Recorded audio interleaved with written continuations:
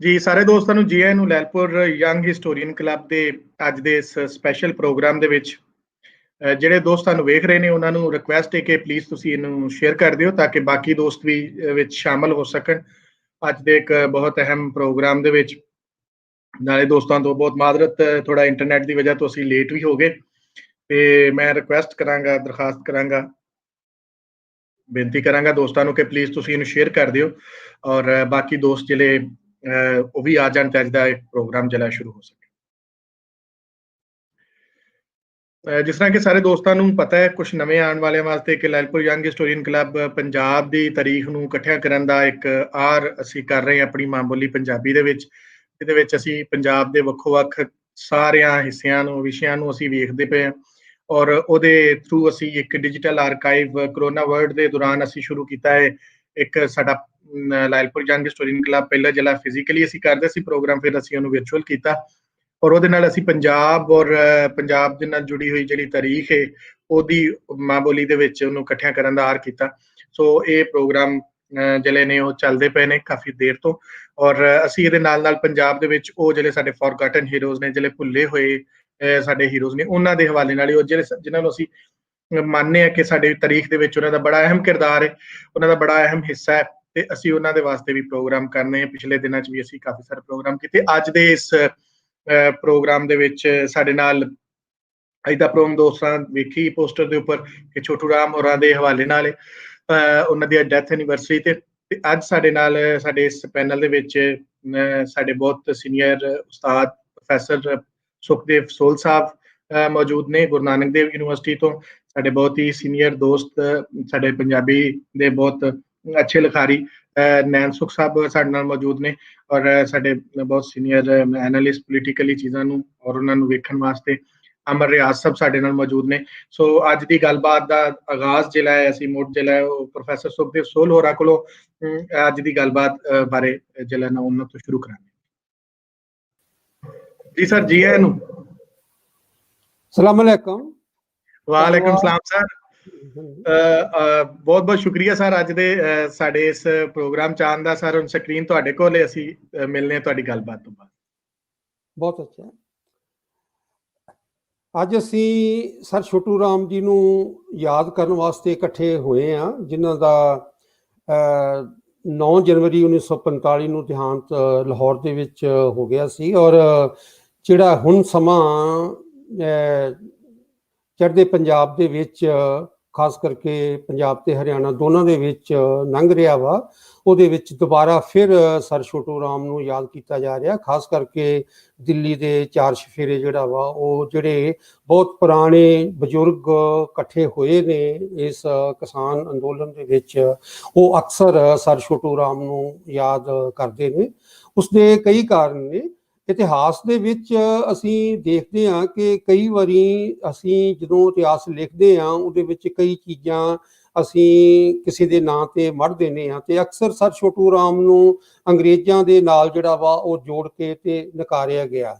ਪਰ ਇਤਿਹਾਸਕਾਰ ਨੂੰ ਸੱਚਾਈ ਸਾਰੇ ਪੱਖਾਂ ਤੋਂ ਦੇਖਣੀ ਪੈਂਦੀ ਹੈ, ਜਿਸ ਕਰਕੇ ਅਸੀਂ ਜਦੋਂ ਹੁਣ ਦੇਖਦੇ ਹਾਂ ਤਾਂ ਸਾਡੇ ਆਜ਼ਾਦ ਭਾਰਤ ਦੇ ਵਿੱਚ ਵੀ ਅਸੀਂ ਦੁਬਾਰਾ ਉਹ ਇਨਸਾਨ, ਉਹ ਲੀਡਰ, ਉਹ ਨੇਤਾ ਜਿਸ ਨੂੰ ਦੀਨ ਬੰਧੂ ਜਾਂ ਰਹਿਬਰੇ ਆਜ਼ਮ, ਗਰੀਬਾਂ ਦਾ ਮਸੀਹਾ ਕਿਹਾ ਜਾਂਦਾ ਸੀ ਅੰਗਰੇਜ਼ੀ ਰਾਜ ਦੇ ਵੇਲੇ, ਉਸ ਨੂੰ ਦੁਬਾਰਾ ਜਿਹੜਾ ਵਾ ਯਾਦ ਕਰਨ ਦਾ ਸੰਦਰਭ ਜਿਹੜਾ ਵਾ ਉਹ ਬਹੁਤ ਜ਼ਰੂਰੀ ਹੈ। ਕਿਉਂਕਿ ਪੰਜਾਬ ਦੇ ਵਿੱਚ ਦੁਬਾਰਾ ਫਿਰ ਉਸ ਤਰ੍ਹਾਂ ਦੇ ਹਾਲਾਤ ਨੇ ਜਿਨ੍ਹਾਂ ਹਾਲਾਤਾਂ ਦੇ ਵਿੱਚ ਸਰ ਛੋਟੂ ਰਾਮ ਨੇ ਆਪਣੀ ਪੂਰੀ ਕੋਸ਼ਿਸ਼ ਕੀਤੀ ਕਿ ਕਿਸਾਨੀ ਨੂੰ ਜਿਹੜਾ ਵਾ ਉਹ ਰਾਹਤ ਜਾਂ ਉਹ ਅੰਗਰੇਜ਼ੀ ਨਿਜ਼ਾਮ ਦੇ ਵਤੀਰੇ ਨੂੰ ਬਹੁਤ ਚੰਗੀ ਤਰ੍ਹਾਂ ਸਮਝਦੇ ਸਨ ਔਰ ਕਿਸ ਤਰੀਕੇ ਦੇ ਨਾਲ ਕਿਸਾਨੀ ਨੂੰ ਜਿਹੜਾ ਵਾ ਉਹ ਉਹਨਾਂ ਅੰਗਰੇਜ਼ੀ ਜਿਹੜੇ ਕਾਨੂੰਨ ਸੀਗੇ ਜਾਂ ਉਹਨਾਂ ਦੇ ਵਿੱਚੋਂ ਜਿਹੜਾ ਜਿਸ ਕਿਸਮ ਦਾ ਨਿਜ਼ਾਮ ਨਿਕਲਿਆ ਉਸ ਤੋਂ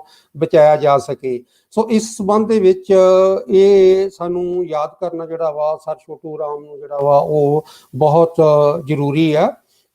ਤੇ ਜੇ ਆਪਾਂ ਹੁਣ ਦੇਖੀਏ ਤਾਂ 2-3 ਪੁਆਇੰਟ ਦੇ ਵਿੱਚ ਮੈਂ ਜਿਹੜਾ ਵਾ ਆਪਣੀ ਗੱਲ ਦੱਸਾਂਗਾ ਔਰ ਕੋਸ਼ਿਸ਼ ਕਰਾਂਗਾ ਕਿ ਤੁਸੀਂ ਜੇ ਹੁਣ ਜਿਹੜਾ ਇਹ ਚੜ੍ਹਦਾ ਪੰਜਾਬ ਹੈ ਇਸ ਦੇ ਵਿੱਚ ਪੰਜਾਬ ਤੇ ਹਰਿਆਣਾ ਦੋਨਾਂ ਨੂੰ ਮਿਲਾ ਕੇ ਦੇਖੋਗੇ ਤਾਂ ਕਾਫੀ ਹੱਦ ਤੱਕ ਤੁਹਾਨੂੰ ਸਰ ਛੋਟੂ ਰਾਮ ਦੀ ਜਿਹੜੀ ਆ ਉਹ ਲੋੜ ਹੁਣ ਵੀ ਮਹਿਸੂਸ ਹੁੰਦੀ ਨਜ਼ਰ ਆਏਗੀ। ਪਹਿਲਾਂ ਤਾਂ ਇਹ ਜਿਹੜਾ ਕਰਜ਼ਾ ਵਾ ਕਿਸਾਨੀ ਕਰਜ਼ਾ ਵਾ ਉਸ ਦੇ ਸੰਬੰਧ ਦੇ ਵਿੱਚ ਆਪਾਂ ਦੇਖਦੇ ਹਾਂ ਅਕਸਰ ਯੂਨਿਸਟ ਪਾਰਟੀ ਨੂੰ ਜਾਂ ਸਰ ਛੋਟੂ ਰਾਮ ਨੂੰ ਉਸ ਸਮੇਂ ਜਿਹੜਾ ਵਾ ਉਹ ਦੇਖਿਆ ਗਿਆ ਕਿ ਉਹ ਵੱਡੇ ਜਿਹੜੇ ਜ਼ਮੀਂਦਾਰ ਨੇ ਉਹਨਾਂ ਦੀ ਪੱਖ ਦੇ ਵਿੱਚ ਖੜਾ ਹੋਇਆ। ਪਰ ਜਦੋਂ ਅਸੀਂ ਦੇਖਦੇ ਹਾਂ ਕਿ ਅਸਲ 'ਚ ਕਿਸਾਨੀ ਦੀ ਜਿਹੜੀ ਹੈਗੀ ਆ ਹਾਲਤ ਉਸ ਦੇ ਮੁਤਾਬਕ ਸਰ ਛੋਟੂ ਰਾਮ ਜਿਹੜੀ ਆਪਣੀ ਰਾਜਨੀਤੀ ਦੇ ਵਿੱਚ ਆਉਂਦੇ ਆ ਉਹਦੇ ਨਾਲ ਇਹ ਅਕਸ ਜਿਹੜਾ ਵਾ ਉਹਨਾਂ ਦਾ ਜਿਹੜਾ ਵਾ ਬਿਲਕੁਲ ਸਾਫ਼ ਹੋ ਜਾਂਦਾ ਵਾ।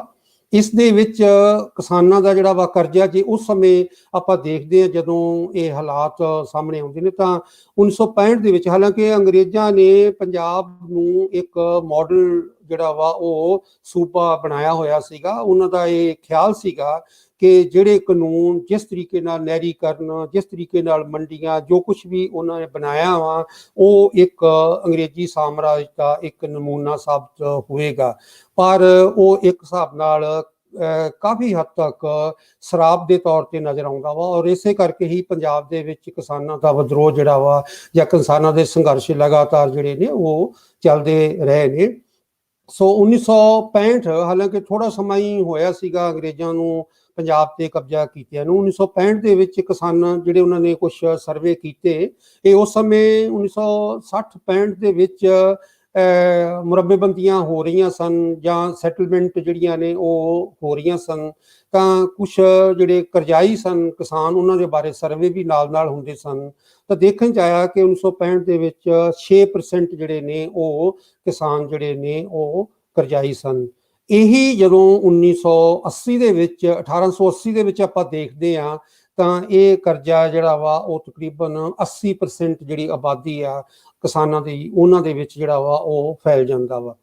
ਜਦੋਂ ਹੀ 1930 ਦੇ ਵਿੱਚ ਦੇਖਦੇ ਹਾਂ ਅੱਧ 30 ਦੇ ਵਿੱਚ ਦੇਖਦੇ ਹਾਂ ਤਾਂ ਜਿਸ ਸਮੇਂ ਸਰ ਛੋਟੂ ਰਾਮ ਜਿਹੜਾ ਵਾ ਆਪਣੀ ਰਾਜਨੀਤੀ ਜਾਂ ਆਪਣੇ ਸਾਹਮਣੇ ਕਿਸਾਨਾਂ ਦਾ ਮਸੀਹਾ ਬਣ ਕੇ ਜਿਹੜਾ ਵਾ ਉਹ ਆਉਂਦਾ ਵਾ ਉਸ ਸਮੇਂ ਇਹ ਤਕਰੀਬਨ 98% ਕਿਸਾਨ ਜਿਹੜੇ ਨੇ ਉਹ ਕਰਜ਼ਾਈ ਨੇ ਵੱਖਰੇ ਜਿਹੜਾ ਵਾ ਉਹ ਪੱਧਰ ਤੇ। ਬਾਕੀ ਜਿਹੜੇ ਇਹ 2 ਜਾਂ 3% ਰਹਿ ਜਾਂਦੇ ਨੇ ਉਹ ਵੱਡੇ ਜਗੀਰਦਾਰ ਨੇ ਜਿਹੜੇ ਉਸ ਹਿਸਾਬ ਨਾਲ ਇਸ ਦੇ ਵਿੱਚ ਨਹੀਂ ਆਉਂਦੇ। ਇਸੇ ਤਰੀਕੇ ਨਾਲ ਜਿਹੜੀ ਸ਼ਾਹੂਕਾਰ ਨੇ ਕਿਉਂਕਿ ਕਰਜ਼ੇ ਦਾ ਸਿੱਧਾ ਸੰਬੰਧ ਜਿਹੜਾ ਵਾ ਉਹ 2 ਪੱਧਰ ਤੇ ਦੇਖਿਆ ਦੇਖਿਆ ਜਾਂਦਾ ਇੱਕ ਤਾਂ ਜਿਹੜੇ ਬੈਂਕ ਨੇ ਜਾਂ ਕੋਆਪਰੇਟਿਵ ਸੁਸਾਇਟੀਜ਼ ਨੇ ਉਹਨਾਂ ਦੇ ਹਿਸਾਬ ਦੇ ਨਾਲ ਕਰਜ਼ਾ। ਅੰਗਰੇਜ਼ਾਂ ਦੇ ਸਮੇਂ ਬੈਂਕ ਕਿਸੇ ਕਿਸਮ ਦਾ ਵੀ ਕਰਜ਼ਾ ਜਿਹੜਾ ਵਾ ਉਹ ਕਿਸਾਨਾਂ ਨੂੰ ਨਹੀਂ ਸਨ ਦਿੰਦੇ। ਜੇ ਛੋਟੇ ਮੋਟੇ ਐਗਰੀਕਲਚਰ ਇੰਪਰੂਵਮੈਂਟ ਐਕਟ ਬਣੇ ਸਨ ਪਰ ਉਹ ਕਿਸੇ ਵੀ ਪੱਧਰ ਤੇ ਕਿਸਾਨਾਂ ਨੂੰ ਉਹਨਾਂ ਦੀਆਂ ਜਿਹੜੀਆਂ ਮੰਗਾਂ ਜਾਂ ਉਹਨਾਂ ਦੀਆਂ ਲੋੜਾਂ ਸੀ ਪੂਰੀਆਂ ਨਹੀਂ ਸਨ ਕਰਦੇ। ਤਕਾਵੀ ਲੋਨ ਦਿੰਦੇ ਸਨ ਪਰ ਬਹੁਤ ਘੱਟ ਸਨ ਔਰ ਇਸੇ ਤਰੀਕੇ ਨਾਲ ਕੋਆਪਰੇਟਿਵ ਸੁਸਾਇਟੀਜ਼ ਵੀ ਸਨ ਜਿਹੜੇ 1904 ਦੇ ਵਿੱਚ ਜਿਹੜਾ ਵਾ ਉਹ ਐਕਟ ਦੇ ਨਾਲ ਆਉਂਦੇ ਨੇ। ਪਰ ਸ਼ਾਹੂਕਾਰਾਂ ਨੂੰ ਜੇ ਆਪਾਂ ਦੇਖੀਏ ਹੁਣ ਇੱਕੋ ਹੀ ਕਰਜ਼ੇ ਵਾਸਤੇ ਜਿਹੜਾ ਵਾ ਉਹ ਸਾਧਨ ਸੀਗਾ ਉਹ ਸ਼ਾਹੂਕਾਰ ਸਨ, ਮਨੀ ਲੈਂਡਰ ਸਨ। ਪੰਜਾਬ ਦੇ ਵਿੱਚ ਜੇ ਆਪਾਂ ਦੇਖੀਏ ਤਾਂ ਹਰ 100 ਬੰਦੇ ਪਿੱਛੇ ਇੱਕ ਸ਼ਾਹੂਕਾਰ ਸੀ ਜਦੋਂ ਕਿ ਸਾਰੇ ਹਿੰਦੁਸਤਾਨ ਦੇ ਵਿੱਚ ਹਰ 367 ਬੰਦੇ ਦੇ ਪਿੱਛੇ ਜਿਹੜਾ ਵਾ ਉਹ ਇੱਕ ਸ਼ਾਹੂਕਾਰ ਸੀ। ਜਿਸ ਹਿਸਾਬ ਨਾਲ ਪੰਜਾਬ ਦੇ ਵਿੱਚ ਸ਼ਾਹੂਕਾਰਾਂ ਦੀ ਗਿਣਤੀ ਜਿਹੜੀ ਆ ਉਹ ਬਹੁਤ ਜ਼ਿਆਦਾ ਸੀ ਔਰ ਕੋਆਪਰੇਟਿਵ ਸੁਸਾਇਟੀਜ਼ ਜਦੋਂ ਜਿਹੜੀਆਂ ਬਣਦੀਆਂ ਨੇ ਤਾਂ ਉਸ ਸਮੇਂ 25% ਲੋਕ ਹੀ ਸਨ ਜਿਹੜੇ ਕਰਜ਼ੇ ਤੋਂ ਮੁਕਤ ਸਨ, ਯਾਨੀ 75% ਕੋਆਪਰੇਟਿਵ ਸੁਸਾਇਟੀ ਦੇ ਮੈਂਬਰ ਵੀ ਕਰਜ਼ਾਈ ਸਨ। ਔਰ ਜਦੋਂ ਅਸੀਂ ਹੁਣ ਇਹਨਾਂ ਦਾ ਪੈਸਾ ਦੇਖਦੇ ਹਾਂ ਤਕਰੀਬਨ ਇਹਨਾਂ ਦੀ ਜਿਹੜੀ ਕੈਪੀਟਲ ਆ ਉਹ ਦੇਖਦੇ ਹਾਂ ਕੋਆਪਰੇਟਿਵ ਸੁਸਾਇਟੀ ਦੀ ਤਾਂ 1929 ਦੇ ਵਿੱਚ 7 ਕਰੋੜ ਰੁਪਇਆ ਇਹਨਾਂ ਦਾ ਜਿਹੜਾ ਕਰਜ਼ੇ ਦੇ ਵਿੱਚ ਇਹ ਸ਼ਾਮਿਲ ਆ। ਔਰ ਜਦੋਂ ਅਸੀਂ 55,000 ਰਜਿਸਟਰਡ ਮਨੀ ਲੈਂਡਰਸ ਨੇ ਉਹਨਾਂ ਦਾ ਦੇਖਦੇ ਹਾਂ ਤਾਂ ਉਹਨਾਂ ਨੇ ਤਕਰੀਬਨ 22 ਕਰੋੜ ਰੁਪਈਆ ਕਰਜ਼ਾ ਜਿਹੜਾ ਵਾ ਉਹ ਦਿੱਤਾ ਹੋਇਆ ਵਾ ਕਿਸਾਨਾਂ ਨੂੰ। ਸੋ ਇਸ ਹਿਸਾਬ ਦੇ ਨਾਲ ਤਕਰੀਬਨ 3 ਗੁਣਾ ਵੱਧ ਕਰਜ਼ਾ ਜਿਹੜਾ ਵਾ ਉਹ ਸਿਰਫ ਇਹ 55,000 ਜਿਹੜੇ ਮਨੀ ਲੈਂਡਰਸ ਨੇ ਉਹਨਾਂ ਦਾ ਵਾ, ਉਹਨਾਂ ਦੇ ਜਿਹੜਾ ਵਾ ਉਹ ਸਬੰਧ ਦੇ ਵਿੱਚ ਆ। ਇਸੇ ਤਰ੍ਹਾਂ ਜਿਹੜਾ ਮੌਰਟਗੇਜ ਕਰਜ਼ਾ ਵਾ, ਜਿਹੜਾ ਗਿਰਵੀ ਦਾ ਕਰਜ਼ਾ ਸੀਗਾ, ਉਸ ਦੇ ਵਿੱਚ ਵੀ ਇਹ 1899 ਦੇ ਵਿੱਚ ਤਕਰੀਬਨ 9.25% ਜਿਹੜੇ ਨੇ ਉਹ ਜਿਹੜੇ ਮੁਜ਼ਾਹਰੇ ਨੇ ਉਹਨਾਂ ਦਾ ਜਿਹੜਾ ਵਾ ਉਹ, ਜਾਂ ਜਿਹੜੇ ਗਿਰਵੀ ਜਿਨ੍ਹਾਂ ਨੇ ਰੱਖੇ ਹੋਏ ਆ, ਮੌਰਟਗੇਜ ਕੀਤਾ ਹੋਇਆ ਵਾ, ਉਹਨਾਂ ਦਾ ਜਿਹੜਾ ਵਾ ਕਰਜ਼ਾ ਵਾ। ਪਰ ਜਦੋਂ 1929 ਚ ਆਪਾਂ ਦੇਖਦੇ ਹਾਂ ਤਾਂ ਇਹ ਤਕਰੀਬਨ 28% ਜਿਹੜਾ ਵਾ, 28 ਤੋਂ 29% ਕਰਜ਼ਾ ਜਿਹੜਾ ਵਾ ਉਹ ਬਣ ਜਾਂਦਾ ਵਾ। ਪਰ ਜੇ ਇਹਨੂੰ ਹੁਣ ਆਪਾਂ ਰੁਪਈਆਂ ਦੇ ਹਿਸਾਬ ਨਾਲ ਦੇਖਦੇ ਹਾਂ ਤਾਂ ਇਹ 1929 ਦੇ ਵਿੱਚ 135 ਕਰੋੜ ਰੁਪਏ 35 ਕਰੋੜ ਕਰਜ਼ਾ ਵਾ, ਜਿਹੜਾ ਕਿ 1937 ਦੇ ਵਿੱਚ 200 ਕਰੋੜ ਰੁਪਈਆ ਜਿਹੜਾ ਵਾ ਉਹ ਕਰਜ਼ਾ ਜਿਹੜਾ ਵਾ ਬਣ ਜਾਂਦਾ ਵਾ। ਜਦ ਕਿ ਪੈਦਾਵਾਰ ਜਿਹੜੀ ਆ ਕਿਸਾਨਾਂ ਦੀ 1 ਸਾਲ ਦੀ ਜਿਹੜੀ ਆ ਉਹਦਾ ਮੁੱਲ ਸਿਰਫ 90 ਕਰੋੜ ਰੁਪਈਆ ਸੀ ਉਸ ਸਮੇਂ। ਇਸ ਸਬੰਧ ਦੇ ਵਿੱਚ ਬੜੀ ਵੱਡੀ ਪੱਧਰ ਤੇ ਕਿਸਾਨੀ ਦੀ ਜਿਹੜੀ ਆ ਉਹ ਕਰਜ਼ੇ ਹੇਠ ਮਾਰ ਜਿਹੜੀ ਆ ਉਹ ਸਾਹਮਣੇ ਆਉਂਦੀ ਆ। ਔਰ ਇਹ ਜਿਹੜੀ ਕਿਸਾਨੀ ਆ ਇਹਦਾ ਵੀ ਜੇ ਆਪਾਂ ਮਿਆਰ ਦੇਖਦੇ ਹਾਂ, ਕਿਉਂਕਿ 1925-26 ਦੇ ਵਿੱਚ ਐਚ ਕੋਲਵਰਟ ਨੇ ਕੁਝ ਸਰਵੇ ਕੀਤੇ ਜਿਹਦੇ ਤੋਂ ਕਿਸਾਨੀ ਦਾ ਜਿਹੜਾ ਵਾ ਉਹ ਹੋਲਡਿੰਗ ਤੇ ਉਹਨਾਂ ਦੀ ਜਿਹੜੀ ਓਨਰਸ਼ਿਪ ਆ ਉਹਦਾ ਪਤਾ ਲੱਗਦਾ ਵਾ। 1925-26 ਦੇ ਜਿਹੜੇ ਸਰਵੇ ਨੇ, ਜੇ ਆਪਾਂ 5 ਏਕੜ ਤੋਂ ਘੱਟ ਕਿਸਾਨੀ ਦਾ ਦੇਖੀਏ ਤਾਂ ਮਾਲਕੀਅਤ ਜਿਹੜੀ ਆ ਉਹ 58% ਮਾਲਕੀਅਤ ਆ ਜਿਹੜੀ ਇਹ ਛੋਟੀ ਕਿਸਾਨੀ ਆ ਉਹਨਾਂ ਦੀ। ਜਦ ਕਿ ਇਹਨਾਂ ਕੋਲ ਖੇਤੀ ਦਾ ਜਿਹੜਾ ਰਕਬਾ ਵਾ ਵਾਹੁਣ ਵਾਲਾ ਜਿਹੜਾ ਵਾ ਉਹ ਸਿਰਫ 12% ਆ। ਔਰ ਜਿਹੜੇ ਵੱਡੇ ਕਿਸਾਨ ਨੇ, ਵੱਡੇ ਜ਼ਮੀਂਦਾਰ ਨੇ, 50 ਏਕੜ ਤੋਂ ਵੱਧ ਨੇ, ਉਹਨਾਂ ਦਾ ਸਿਰਫ 3.3% ਆ। ਜਦ ਕਿ ਰਕਬਾ ਜਿਹੜਾ ਵਾ ਉਹ 25% ਇਹਨਾਂ ਦੇ ਕੋਲ ਆ। ਸੋ ਇਹ ਜਿਹੜੇ ਵੱਡੇ ਕਿਸਾਨ ਨੇ ਇਹਨਾਂ ਦੀ ਰਾਜਨੀਤੀ ਯੂਨਿਸਟ ਪਾਰਟੀ ਦੇ ਵਿੱਚ ਜਿਹੜੀ ਉਹਨਾਂ ਦੀ ਲੈਜਿਸਲੇਟਿਵ ਤੇ ਆ ਉਹ ਸਾਹਮਣੇ ਆਉਂਦੀ ਆ। ਪਰ ਸਮੱਸਿਆ ਜਿਹੜੀ ਆ ਉਹ ਜ਼ਮੀਨੀ ਪੱਧਰ ਦੇ ਉੱਤੇ ਜਿਹੜੀ ਛੋਟੀ ਕਿਸਾਨੀ ਆ ਉਹਦੇ ਨਾਲ ਆ, ਜਿਹਦੇ ਵਿੱਚ ਸਰ ਛੋਟੂ ਰਾਮ ਦਾ ਜਿਹੜਾ ਵਾ ਉਹ ਰੋਲ ਆਉਂਦਾ ਵਾ। ਔਰ ਅਸੀਂ ਦੇਖਦੇ ਹਾਂ ਕਿ ਕਿਸਾਨੀ ਨੂੰ ਬਚਾਉਣ ਵਾਸਤੇ ਜਿਹੜੇ ਇਸ ਕਿਸਮ ਦੇ ਉਸ ਸਮੇਂ ਦੇ ਜਿਹੜੇ ਨੇ ਉਹ ਉਹਨਾਂ ਦੀ ਜ਼ਮੀਨਾਂ ਤੇ ਕਬਜ਼ਾ ਜਾਂ ਉਹਨਾਂ ਨੂੰ ਜਿਹੜਾ ਵਾ ਉਹ ਬਹੁਤ ਮੁਜ਼ਾਹਰਿਆਂ ਦੀ ਤਰ੍ਹਾਂ ਜਿਹੜਾ ਵਾ ਉਹ, ਜਾਂ ਸ਼ੇਅਰ ਕ੍ਰੌਪਰ ਦੀ ਤਰ੍ਹਾਂ ਉਹਨਾਂ ਨੂੰ ਜਿਹੜਾ ਵਾ ਉਹ ਮਜਬੂਰ ਕੀਤਾ ਜਾ ਰਿਹਾ ਵਾ। ਉਹਦੇ ਸਬੰਧ ਦੇ ਵਿੱਚ ਕੁਝ ਕਾਨੂੰਨ ਬਣੇ ਔਰ ਇਹ ਕਾਨੂੰਨ 1926 ਤੋਂ ਜਿਹੜਾ ਵਾ ਉਹ ਸ਼ੁਰੂ ਹੁੰਦੇ ਆ, ਜਿਹੜੇ Punjab regulation act regulation of accounts act ਆ, ਜਿਸ ਦੇ ਵਿੱਚ ਕਿ ਜਿਹੜੇ ਇਹ ਸ਼ਾਹੂਕਾਰ ਦਿੰਦੇ ਨੇ ਕਰਜ਼ਾ ਉਹਨਾਂ ਦਾ ਜਿਹੜਾ ਅਕਾਊਂਟ ਆ ਉਹ ਬਕਾਇਦਾ ਜਿਹੜਾ ਲਿਖਤੀ ਤੌਰ ਤੇ ਜਿਹੜਾ ਜਿਹਨੂੰ ਕਰਜ਼ਾ ਦਿੱਤਾ ਵਾ ਕਿਸਾਨ ਨੂੰ ਉਹਦੇ ਕੋਲ ਹੋਣਾ ਚਾਹੀਦਾ ਵਾ। ਔਰ ਜੇ ਕਿਤੇ ਮੁਕੱਦਮਾ ਹੁੰਦਾ ਵਾ ਤਾਂ ਜਿਹੜਾ ਉਹਦੇ ਕੋਲ ਲਿਖਤੀ ਆ ਉਹੀ ਸਾਬਤ ਕਾਨੂੰਨ, ਉਹੀ ਜਿਹੜਾ ਵਾ ਉਹ ਕੋਰਟ ਦੇ ਵਿੱਚ ਸਾਬਤ ਜਿਹੜਾ ਵਾ ਜਾਂ ਪੇਸ਼ ਕੀਤਾ ਜਾਵੇਗਾ। ਔਰ ਇਸੇ ਸਮੇਂ ਇਹ ਜਿਹੜਾ ਐਕਟ ਸੀਗਾ ਇਹ ਜੇ ਬਣਿਆ ਨਹੀਂ ਸੀਗਾ ਐਕਟ, ਇਸ ਨੂੰ ਜਿਹੜਾ ਵਾ ਉਹ ਜਦੋਂ ਸ਼ੁਰੂ ਹੁੰਦਾ ਵਾ ਲਾਲਾ ਲਾਜਪਤ ਰਾਏ ਨੇ ਬਹੁਤ ਵਿਰੋਧਤਾ ਕੀਤੀ ਔਰ ਇਹ ਗਵਰਨਰ ਨੇ ਇਸ ਨੂੰ ਜਿਹੜਾ ਵਾ ਉਹ ਵੀਟੋ ਕਰ ਦਿੱਤਾ। ਇਹਦੀ ਅਹਿਮੀਅਤ ਇਹ ਸੀਗੀ ਕਿ ਇਹ ਧਾਰਨਾ ਜਿਹੜੀ ਆ ਕਿ ਇਹਨਾਂ ਦੇ ਅਕਾਊਂਟਸ ਦੇ ਉੱਪਰ ਜਿਹੜਾ ਵਾ ਉਹ ਸਰਕਾਰ ਦੀ ਜਿਹੜਾ ਨਜ਼ਰਅੰਦਾਜ਼ ਜਾਂ ਨਜ਼ਰਸਾਨੀ ਜਿਹੜੀ ਆ ਹੋਣੀ ਚਾਹੀਦੀ ਆ, ਇਹ ਜ਼ਰੂਰੀ ਸੀਗਾ। ਫਿਰ ਇਹੀ ਜਿਹੜਾ ਐਕਟ ਆ ਉਹ ਰੈਗੂਲੇਸ਼ਨ ਆਫ ਅਕਾਊਂਟਸ ਐਕਟ 1930 ਦੇ ਵਿੱਚ ਬਣ ਜਾਂਦਾ ਵਾ। ਔਰ ਉਸ ਟਾਈਮ ਤੱਕ ਲਾਲਾ ਲਾਜਪਤ ਰਾਏ ਨਹੀਂ ਸੀਗਾ। ਪਰ ਜੇ ਤੁਸੀਂ ਲਾਲਾ ਲਾਜਪਤ ਰਾਏ ਦੀ ਰਾਜਨੀਤੀ ਨੂੰ ਵੀ ਦੇਖੋਗੇ ਤਾਂ ਇਹ ਤਕਰੀਬਨ ਜਿਹੜੇ ਸ਼ਹਿਰੀ ਜਿਹੜੇ ਹਿੱਤ ਨੇ ਉਹਨਾਂ ਦੀ ਗੱਲ ਜ਼ਿਆਦਾ ਕਰਦੇ ਆ। ਔਰ ਸਰ ਛੋਟੂ ਰਾਮ ਦੇ ਸਬੰਧ ਦੇ ਵਿੱਚ, ਖਾਸ ਕਰਕੇ ਵਿਦਿਆ ਦੇ ਸਬੰਧ ਦੇ ਵਿੱਚ, ਜਦੋਂ ਸਰ ਛੋਟੂ ਰਾਮ ਸਕੂਲ ਜਾਂ ਕਾਲਜਸ ਪਿੰਡਾਂ ਦੇ ਵਿੱਚ ਖੋਲ੍ਹਣ ਦੀ ਗੱਲ ਕਰਦੇ ਆ ਤਾਂ ਉਸ ਸਮੇਂ ਲਾਲਾ ਲਾਜਪਤ ਰਾਏ ਇਸ ਦੀ ਵੀ ਵਿਰੋਧਤਾ ਕਰਦੇ ਆ ਕਿ ਇਹ ਪਿੰਡਾਂ ਦੇ ਵਿੱਚ ਸਕੂਲ ਜਿਹੜੇ ਜਾਂ ਕਾਲਜਸ ਜਿਹੜੇ ਨੇ ਇਹ ਨਹੀਂ ਖੁੱਲ੍ਹਣੇ ਚਾਹੀਦੇ। 1928 ਤੋਂ ਬਾਅਦ ਲਾਲਾ ਲਾਜਪਤ ਰਾਏ ਸੀਨ ਤੋਂ ਹਟ ਜਾਂਦੇ ਆ, ਪਰ ਇਹ ਜਿਹੜਾ ਸ਼ਹਿਰ ਦਾ ਪੱਖ ਜਾਂ ਪਿੰਡਾਂ ਦਾ ਪੱਖ ਆ ਉਹਨਾਂ ਦੇ ਵਿੱਚ ਲਾਲਾ ਲਾਜਪਤ ਰਾਏ ਦੀ ਜਿਹੜੀ ਅਹਿਮੀਅਤ ਹੈ ਜਾਂ ਜਿਹੜੀ ਉਹਦੀ ਆਪਣਾ ਹੈਗੀ ਆ ਇੰਪੋਰਟੈਂਸ ਆ ਉਹ ਬਹੁਤ ਸਾਹਮਣੇ ਉੱਭਰ ਕੇ ਆਉਂਦੀ ਆ।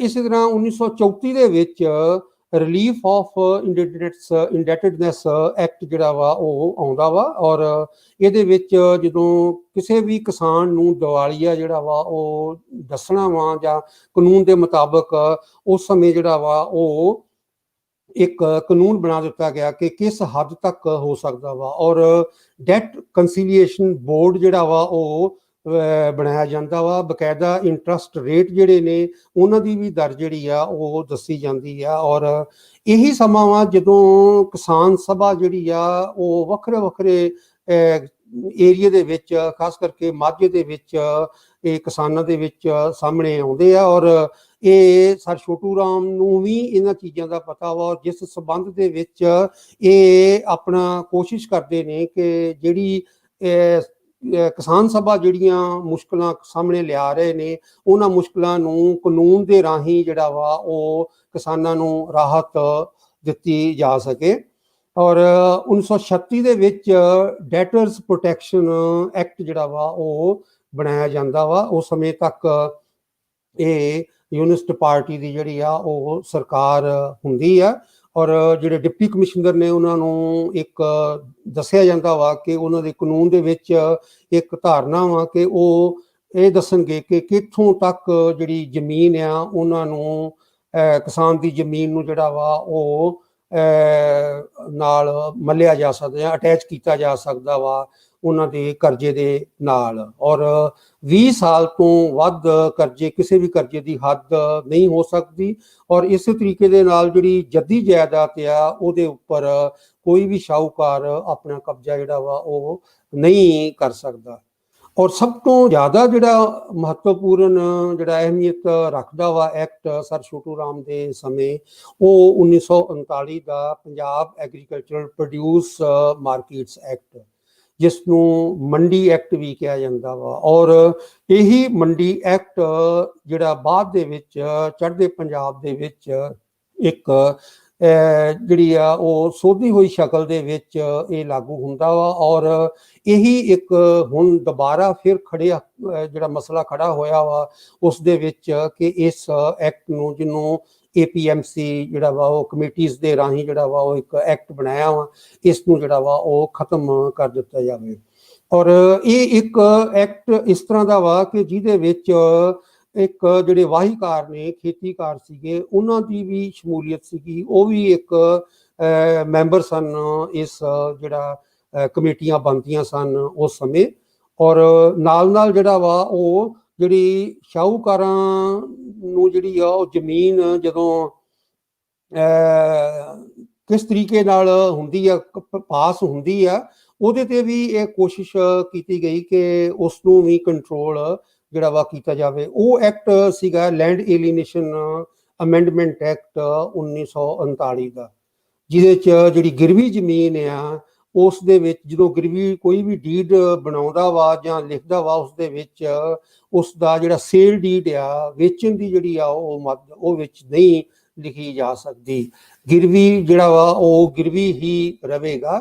ਸੋ ਤਾਂ ਜੋ ਬੜੀ ਚਲਾਕੀ ਨਾਲ ਸ਼ਾਹੂਕਾਰ ਜਿਹੜੇ ਨੇ ਉਹ ਕਿਸਾਨਾਂ ਦੀ ਮਜਬੂਰੀ ਨੂੰ ਦਾ ਫਾਇਦਾ ਲੈਂਦੇ ਹੋਏ ਇਹ ਕਿਸੇ ਤਰੀਕੇ ਦੇ ਨਾਲ ਜ਼ਮੀਨ ਉਹਨਾਂ ਕੋਲੋਂ ਕਬਜ਼ਾ ਨਾ ਕਰ ਲੈਣ। ਔਰ 1940 ਦੇ ਵਿੱਚ ਰਿਲੀਫ ਆਫ ਇੰਡੈਟਡਨੈਸ ਐਕਟ ਦੇ ਵਿੱਚ ਅਮੈਂਡਮੈਂਟ ਜਿਹੜੀ ਆ ਉਹ ਕੀਤੀ ਜਾਂਦੀ ਹੈ, ਜਿਹਦੇ ਵਿੱਚ ਜਿਹੜੇ ਇੰਟਰਸਟ ਰੇਟ ਨੇ ਉਹਨਾਂ ਨੂੰ ਕਿਸ ਤਰੀਕੇ ਨਾਲ ਕੰਟਰੋਲ ਕਰਨਾ ਵਾ ਉਹਦੇ ਬਾਰੇ ਜਿਹੜਾ ਵਾ ਉਹ ਇਹ ਐਕਟ ਬਣਦਾ ਵਾ। ਕੁੱਲ ਮਿਲਾ ਕੇ ਜਦੋਂ ਦੇਖੀਦਾ ਵਾ ਤਾਂ ਇਹ ਜਿਹੜੀ ਲੈਜਿਸਲੇਸ਼ਨ ਯੂਨਿਸਟ ਪਾਰਟੀ ਤੇ ਖਾਸ ਕਰਕੇ ਸਰ ਛੋਟੂ ਰਾਮ ਦੇ ਸੰਬੰਧ ਦੇ ਵਿੱਚ ਜਾਂ ਉਹਨਾਂ ਦੇ ਜਿਹੜਾ ਵਾ ਉਹ ਕਹਿਣ ਤੇ ਜਾਂ ਉਹਨਾਂ ਦੀ ਕੋਸ਼ਿਸ਼ ਦੇ ਨਾਲ ਜਿਹੜੀ ਹੁੰਦੀ ਆ, ਉਹਦੇ ਨਾਲ ਕਿਸਾਨੀ ਨੂੰ ਕਾਫੀ ਰਾਹਤ ਉਸ ਸਮੇਂ ਮਿਲਦੀ ਆ। ਔਰ ਇਸ ਦੇ ਨਾਲ ਜਿਹੜਾ ਰੈਗੂਲੇਸ਼ਨ ਆ ਉਹਦਾ ਇੱਕ ਨਿਜ਼ਾਮ ਜਿਹੜਾ ਵਾ ਉਹ ਬਣਦਾ ਵਾ। 1939 ਦੇ ਵਿੱਚ ਜਦੋਂ ਦੂਸਰੀ ਸੰਸਾਰ ਜੰਗ ਸ਼ੁਰੂ ਹੁੰਦੀ ਆ ਤਾਂ ਇਹ ਇੱਕ ਵੱਖਰੀ ਕਿਸਮ ਦੀ ਜਿਹੜੀ ਆ ਉਹ ਹਾਲਾਤ ਸ਼ੁਰੂ ਹੁੰਦੇ ਆ। ਔਰ ਇਹਦੇ ਵਿੱਚ ਜਦੋਂ ਆਪਾਂ ਹੁਣ ਦੇਖਦੇ ਆ ਤਾਂ ਕਿਸਾਨੀ ਦੀ ਹਾਲਤ ਕਿਸ ਕਿਸਮ ਦੀ ਆ। ਕਿਸਾਨੀ ਦੀ ਹਾਲਤ ਜੇ ਆਪਾਂ ਖੇਤੀ ਦੀ ਪੈਦਾਵਾਰ ਨੂੰ ਦੇਖਦੇ ਆ ਤਾਂ 1924 ਤੋਂ ਲੈ ਕੇ 1944 ਤੱਕ ਤਕਰੀਬਨ 20 ਸਾਲਾਂ ਦੇ ਵਿੱਚ ਜਿਹੜਾ ਹੈਗਾ ਵਾ ਐਨੂਅਲ ਰੇਟ ਆਫ ਗਰੋਥ ਜਿਹੜੀ ਆ ਉਹ ਖੇਤੀ ਦੀ ਉਹ 0.02% ਹੈ। ਖਾਸ ਕਰਕੇ ਇਹ ਜਿਹੜੀ ਹੈਗੀ ਆ, ਜਿਹਨੂੰ ਆਪਾਂ ਦੇਖੀਏ ਤਾਂ ਇਹ ਤਕਰੀਬਨ ਸਟੈਗਨੇਸ਼ਨ ਆ, ਜਿੱਥੋਂ ਇਹ ਪਤਾ ਲੱਗਦਾ ਵਾ ਕਿ ਕਿਸਾਨਾਂ ਨੇ ਆਪਣੀ ਹੱਦ ਪੂਰੇ ਤਰੀਕੇ ਦੇ ਨਾਲ, ਜਿੱਥੋਂ ਤੱਕ ਵੀ ਹੋ ਸਕਦੀ ਸੀਗੀ, ਜ਼ਮੀਨ ਨੂੰ ਵਿੱਚੋਂ ਪੈਦਾਵਾਰ ਲੈਣ ਵਾਸਤੇ ਕੋਸ਼ਿਸ਼ ਕੀਤੀ। ਅੱਗੇ ਇਸ ਤੋਂ ਵੱਧ ਜ਼ਮੀਨ ਚੋਂ ਪੈਦਾਵਾਰ ਲੈਣੀ ਜਿਹੜੀ ਆ ਉਹ ਬਹੁਤ ਮੁਸ਼ਕਲ ਸੀ। ਪਰ ਜਦੋਂ ਲੜਾਈ ਸ਼ੁਰੂ ਹੁੰਦੀ ਆ ਤਾਂ ਅੰਗਰੇਜ਼ਾਂ ਨੇ ਆਪਣੇ ਕਾਨੂੰਨ ਦੇ ਮੁਤਾਬਕ ਜਾਂ ਆਪਣੀ ਲੋੜ ਦੇ ਮੁਤਾਬਕ ਦੁਬਾਰਾ ਫਿਰ ਪੰਜਾਬ ਦੇ ਵਿੱਚ ਕਿਸਾਨਾਂ ਨੂੰ ਮਜਬੂਰ ਕੀਤਾ, ਜਿਹਦੇ 'ਚ ਗਰੋ ਮੋਰ ਫੂਡ ਉਹ ਇੱਕ ਪ੍ਰੋਗਰਾਮ ਬਣਾਇਆ ਗਿਆ, ਔਰ ਨਾਲ ਇਹ ਕਿਹਾ ਗਿਆ ਕਿ ਵੱਧ ਤੋਂ ਵੱਧ ਖੇਤੀ ਦੇ ਵਿੱਚ ਰਕਬਾ ਜਿਹੜਾ ਵਾ ਉਹ ਲਿਆਂਦਾ ਜਾਵੇ, ਔਰ ਇੱਥੋਂ ਤੱਕ ਕਿ ਜਿਹੜੀ ਵੀਟ ਆ ਉਸ ਦੀ ਐਕਸਪੋਰਟਸ ਜਿਹੜੀ ਆ ਉਹ ਬਹੁਤ ਜ਼ਿਆਦਾ ਜਿਹੜੀ ਆ ਉਹ ਵੱਧ ਜਾਂਦੀ ਆ।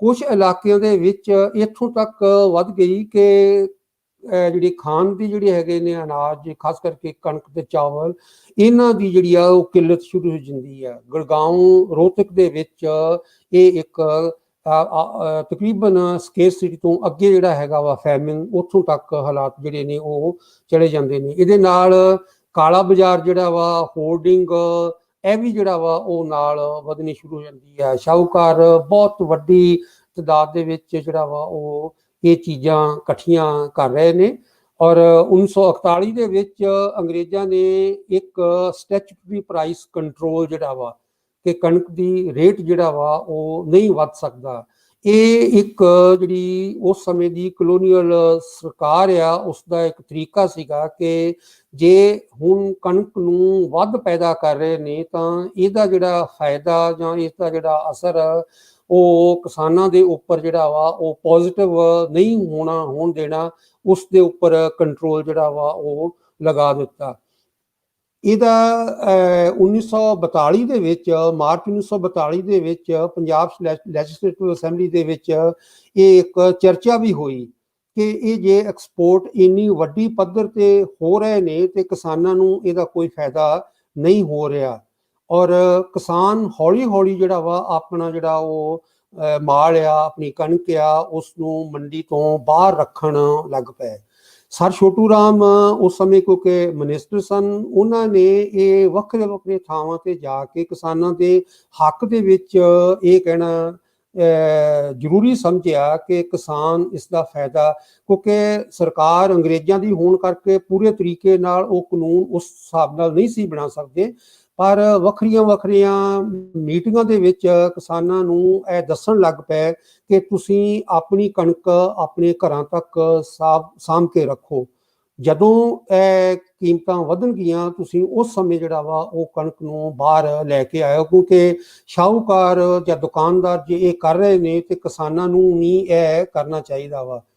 ਇਸ ਦੀ ਜਿਹੜੀ ਹੈਗੀ ਆ ਉਹ ਨੋਟਿਸ ਉਸ ਸਮੇਂ ਦਾ ਜਿਹੜਾ ਗਵਰਨਰ ਜਨਰਲ ਸੀਗਾ ਲਿਨਲਿਥਗੋ, ਉਸਨੇ ਜਿਹੜਾ ਵਾ ਉਹ ਇਸ ਨੂੰ ਬੜਾ ਸੀਰੀਅਸ ਲਿਆ, ਔਰ ਉਸਨੇ ਉਸ ਸਮੇਂ ਦਾ ਜਿਹੜਾ ਗਵਰਨਰ ਪੰਜਾਬ ਦੇ ਵਿੱਚ ਸੀਗਾ ਉਸ ਨੂੰ ਇਹ ਕਿਹਾ ਕਿ ਇਸ ਮਿਨਿਸਟਰ ਨੂੰ ਜਿਹੜਾ ਵਾ ਉਹ ਡਾਂਟਿਆ ਜਾਵੇ, ਔਰ ਇਸ ਕਿਸਮ ਦਾ ਜਿਹੜਾ ਵਾ ਉਹ ਕੋਈ ਵੀ ਮਿਨਿਸਟਰ, ਸਰਕਾਰੀ ਮਿਨਿਸਟਰ ਜਿਹੜਾ ਵਾ ਉਹ ਨਹੀਂ ਕਰ ਸਕਦਾ। ਪਰ ਕਿਸਾਨ ਕਿਉਂਕਿ ਕਾਫੀ ਹੱਦ ਤੱਕ ਮੁਸ਼ਕਲ ਦੇ ਵਿੱਚ ਸਨ, ਔਰ ਇੱਥੋਂ ਲੱਗਦਾ ਵਾ ਕਿ ਕਾਫੀ ਕਣਕ ਜਿਹੜੀ ਆ ਉਹ ਅੰਗਰੇਜ਼ਾਂ ਨੂੰ ਇਹ ਮੁਸ਼ਕਲ ਆਈ, ਔਰ ਇਹਦੇ ਕਰਕੇ ਹੀ ਇੱਕ ਆਰਡੀਨੈਂਸ ਪਾਸ ਕਰਨਾ ਪਿਆ ਅਕਤੂਬਰ 1943 ਦੇ ਵਿੱਚ ਕਿ ਕੋਈ ਵੀ ਜੇ ਹੋਰਡਿੰਗ ਜਾਂ ਜ਼ਖੀਰਾ ਕਰਦਾ ਵਾ, ਇੱਥੋਂ ਤੱਕ ਕਿ ਈਵਨ ਕਿਸਾਨ ਵੀ ਜੇ ਕਰਦਾ ਉਹਨਾਂ ਦੇ ਘਰਾਂ ਦੇ ਵਿੱਚ ਛਾਪੇ ਜਿਹੜੇ ਨੇ ਉਹ ਵੱਜਣਗੇ, ਔਰ ਇਹ ਕਾਫੀ ਹੱਦ ਤੱਕ ਜਿਹੜਾ ਲਹਿੰਦਾ ਪੰਜਾਬ ਹੈ ਉਹਨਾਂ ਦੇ ਪਿੰਡਾਂ ਦੇ ਵਿੱਚ ਕਈ ਕਿਸਾਨਾਂ ਦੇ ਜਿੱਥੇ ਉਹਨਾਂ ਨੂੰ ਸ਼ੱਕ ਲੱਗਾ ਉੱਥੇ ਇਹ ਹੋਇਆ।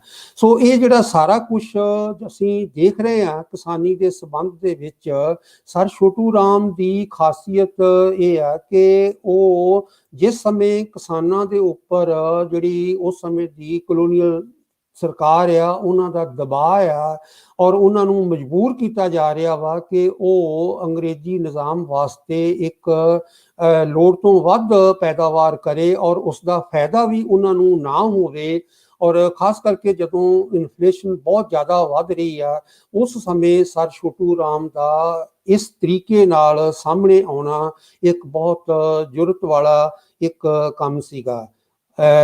9 ਜਨਵਰੀ 1945 ਦੇ ਵਿੱਚ ਉਹਨਾਂ ਦਾ ਦੇਹਾਂਤ ਹੋ ਜਾਂਦਾ ਵਾ। ਸਿਰਫ 63 ਸਾਲ ਦੀ ਉਹਨਾਂ ਦੀ ਉਮਰ ਸੀਗੀ ਔਰ ਇੱਕ ਬਹੁਤ ਵਧੀਆ ਉਸ ਸਮੇਂ ਦਾ ਕਿਸਾਨਾਂ ਦੇ ਹਿੱਤ ਦਾ ਜਿਹੜਾ ਵਾ ਉਹ ਨੇਤਾ ਸਾਡੇ ਇੱਥੋਂ ਚਲਾ ਗਿਆ।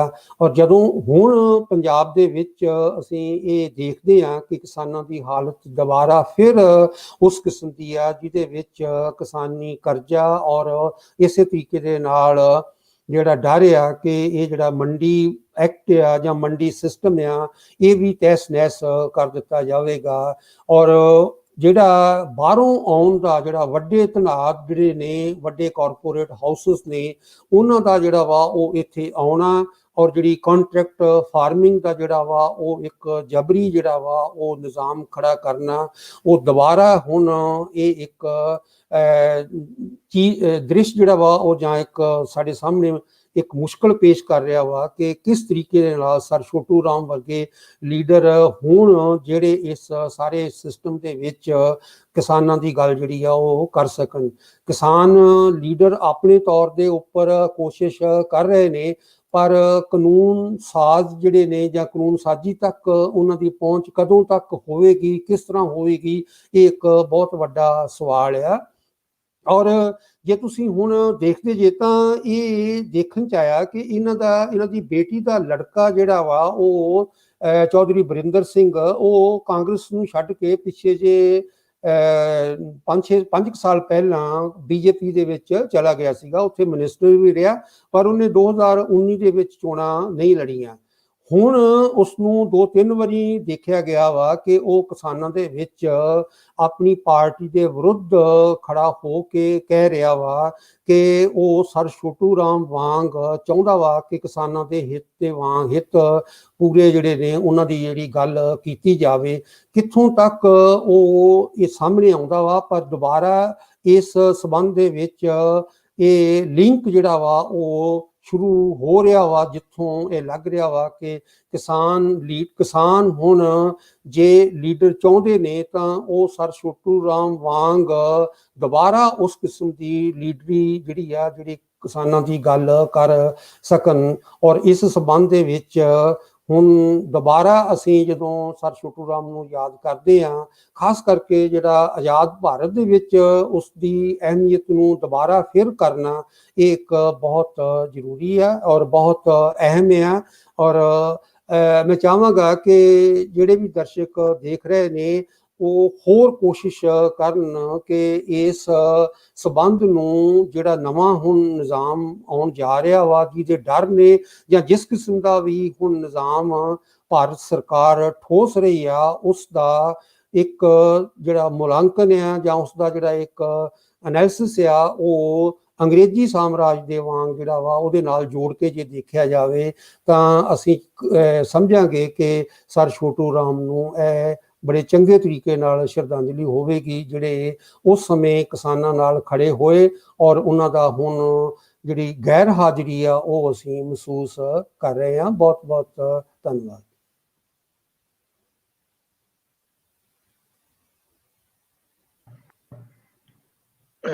ਜੀ ਸਰ, ਬਹੁਤ ਬਹੁਤ ਸ਼ੁਕਰੀਆ। ਅੱਜ ਦੀ ਇਸ ਪ੍ਰੋਗਰਾਮ ਦੇ ਨਾਲ ਤੁਸੀਂ ਸਾਡੇ ਨਾਲ ਹੀ ਰਹਿਣਾ। ਅਸੀਂ ਹੁਣ ਨੈਣ ਸੁੱਖ ਹੋਰਾਂ ਨੂੰ ਦਾਵਤ ਦਿੰਦੇ ਹਾਂ ਕਿ ਉਹ ਆ ਕੇ ਆਪਣੀ ਗੱਲਬਾਤ ਸਾਂਝੀ ਕਰਨ। ਜੀ ਸਰ, ਜੀ ਆਇਆਂ। ਹਾਂਜੀ ਸਰ, ਹੁਣ ਸਕਰੀਨ ਤੁਹਾਡੇ ਕੋਲ, ਅਸੀਂ ਹੁਣ ਤੁਹਾਡੀ ਗੱਲਬਾਤ ਸਰ ਸੁਣਾਂਗੇ। ਠੀਕ ਹੈ।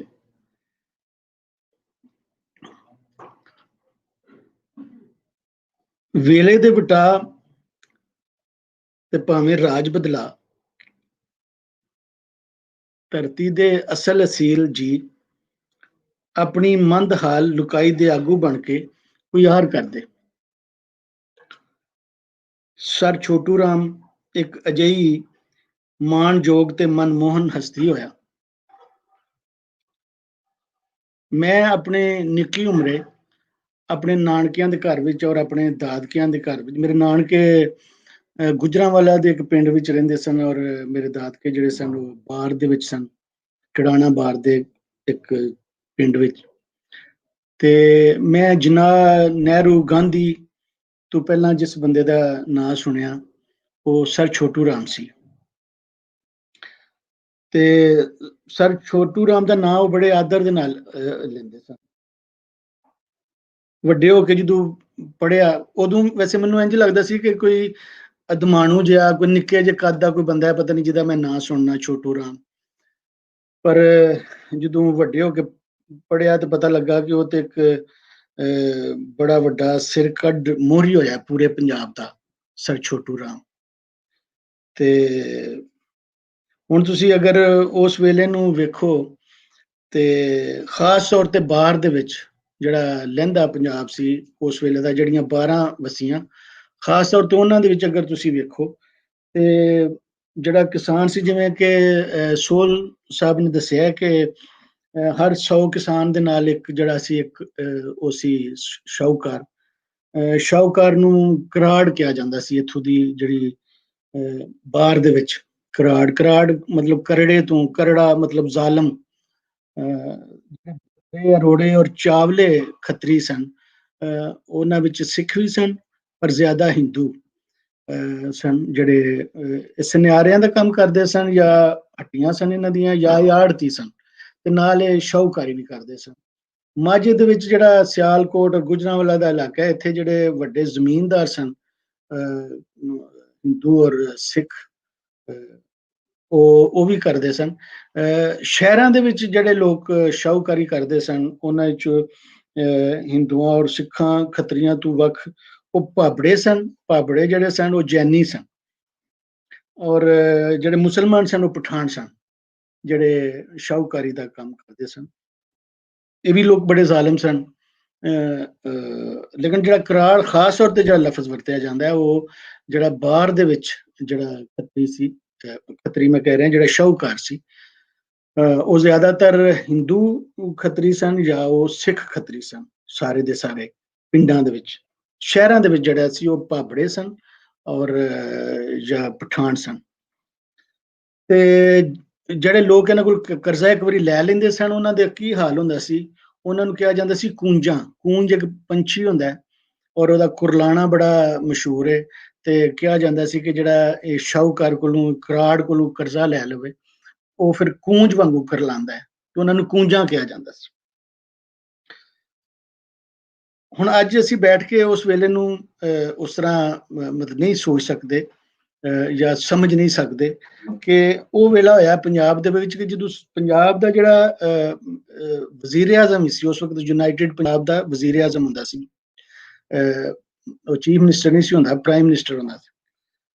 ਤੇ ਉਹ ਸਰ ਸਿਕੰਦਰ ਆਜ਼ਾਦ ਜਿਹੜਾ ਸੀ ਉਹਨੇ ਵੀ ਕਰਜ਼ਾ ਲਿਆ ਸੀ ਬੁਲਾਕੀ ਸ਼ਾਹ ਕੋਲ। ਬੁਲਾਕੀ ਸ਼ਾਹ ਲਾਹੌਰ ਦਾ ਬਹੁਤ ਵੱਡਾ ਸ਼ਾਹੂਕਾਰ ਸੀ। ਜਦੋਂ ਕ੍ਰਿਕਟ ਟੀਮ ਬਣੀ ਲਾਹੌਰ ਦੀ ਤੇ ਸਰ ਸਿਕੰਦਰ ਆਜ਼ਾਦ ਜਿਹੜਾ ਪ੍ਰਾਈਮ ਮਿਨਿਸਟਰ ਸੀ ਉਹਦਾ ਪੁੱਤਰ ਵੀ ਕ੍ਰਿਕਟ ਟੀਮ ਵਿੱਚ ਖੇਡ ਰਿਹਾ ਸੀ, ਔਰ ਬੁਲਾਕੀ ਸ਼ਾਹ ਦਾ ਪੁੱਤਰ ਵੀ। ਜਿਹੜਾ ਸਿਕੰਦਰ ਆਜ਼ਾਦ ਦਾ ਪੁੱਤਰ ਸੀ, ਸ਼ਾਇਦ ਅਗਰ ਮੈਂ ਭੁੱਲ ਨਹੀਂ ਰਿਹਾ ਤਾਂ ਉਹਦਾ ਨਾਮ ਸ਼ਾਇਦ ਲਿਆਕਤ ਆਜ਼ਾਦ ਸੀ, ਤੇ ਉਹ ਬੜਾ ਚੰਗਾ ਕ੍ਰਿਕਟਰ ਸੀ। ਪਰ ਉਹ ਕੈਪਟਨ ਸਿਰਫ ਇਸ ਵਾਸਤੇ ਨਾ ਬਣ ਸਕਿਆ ਕਿ ਬੁਲਾਕੀ ਸ਼ਾਹ ਦਾ ਪੁੱਤਰ ਜਿਹੜਾ ਸੀ, ਕਿਉਂਕਿ ਉਹ ਸਾਰਿਆਂ ਲੋਕਾਂ ਦਾ ਕਰਜ਼ਾ ਦੇਣਾ ਸੀ, ਤੇ ਉਹਦੇ ਪੁੱਤਰ ਨੂੰ ਹੀ ਕੈਪਟਨ ਬਣਾਇਆ ਗਿਆ ਲਾਹੌਰ ਦੀ ਜਿਹੜੀ ਕ੍ਰਿਕਟ ਟੀਮ ਸੀ। ਇੱਥੋਂ ਤੁਸੀਂ ਅੰਦਾਜ਼ਾ ਲਾ ਸਕਦੇ ਹੋ ਕਿ ਜਿਹੜਾ ਸ਼ਾਹੂਕਾਰ ਸੀ ਉਹਦਾ ਕਿੰਨਾ ਕੁ ਇੱਥੇ ਰੋਲ ਹੋਏਗਾ, ਔਰ ਕਿੰਨੀ ਕੁ ਉਹਦੀ ਚਿੜਤਲ ਹੋਏਗੀ, ਔਰ ਕਿਵੇਂ ਲੋਕ ਉਹਦੇ ਕੋਲ ਦੱਬੇ ਹੋਣਗੇ। ਸਰ ਛੋਟੂ ਰਾਮ ਜਿਹੜਾ ਹੈ, ਉਹਨੇ ਜਦੋਂ ਇਹ ਵੇਖਿਆ ਸਾਰਾ ਕਿਸਾਨ ਦੇ ਨਾਲ ਜੋ ਹੋ ਰਿਹਾ ਹੈ, ਜੋ ਸ਼ਾਹੂਕਾਰ ਕਿਸਾਨ ਦੇ ਨਾਲ ਕਰ ਰਿਹਾ ਹੈ, ਖਾਸ ਤੌਰ ਤੇ ਮਜ਼ਾਰਾ ਔਰ ਛੋਟਾ ਜਿਹੜਾ ਕਿਸਾਨ ਹੈ, ਤੇ ਉਹਨੇ ਇਹਨੂੰ ਬਹੁਤ ਸੀਰੀਅਸ ਲਿਆ। ਉਹ ਬਕਾਇਦਾ ਇਹਦੇ ਵਾਸਤੇ ਸਟੱਡੀ ਕਰਨ ਵਾਸਤੇ ਇੰਗਲੈਂਡ ਵੀ ਗਿਆ, ਔਰ ਕਿਉਂਕਿ ਉੱਥੇ ਜਿਹੜੇ ਜੂ ਸਨ ਕਿਸੇ ਜ਼ਮਾਨੇ ਦੇ ਵਿੱਚ ਬਹੁਤ ਜ਼ਾਲਮਾਨਾ ਸ਼ਾਹੂਕਾਰੀ ਕਰਦੇ ਸਨ। ਤੁਸੀਂ ਮਰਚੈਂਟ ਆਫ ਵੀਨਸ ਜਿਹੜਾ ਸ਼ੇਕਸਪੀਅਰ ਦਾ ਡਰਾਮਾ ਉਹਦੇ ਚ ਵੇਖਿਆ ਹੋਏਗਾ ਕਿ ਉਹ ਆਖਰ ਤੇ ਉਹ ਕਹਿੰਦਾ ਕਿ ਤੇਰੇ ਕੋਲ ਨਹੀਂ, ਅਗਰ ਤੂੰ ਮੇਰਾ ਕਰਜ਼ਾ ਮੋੜ ਸਕਦਾ ਤੇ ਤੂੰ ਆਪਣੇ ਜਿਸਮ ਦਾ ਗੋਸ਼ਤ ਮੈਨੂੰ ਦੇ ਦੇ। ਤੇ ਇਸੇ ਤਰ੍ਹਾਂ ਦੀ ਹਾਲਤ ਇੱਥੇ ਸੀ ਪੰਜਾਬ ਦੇ ਵਿੱਚ।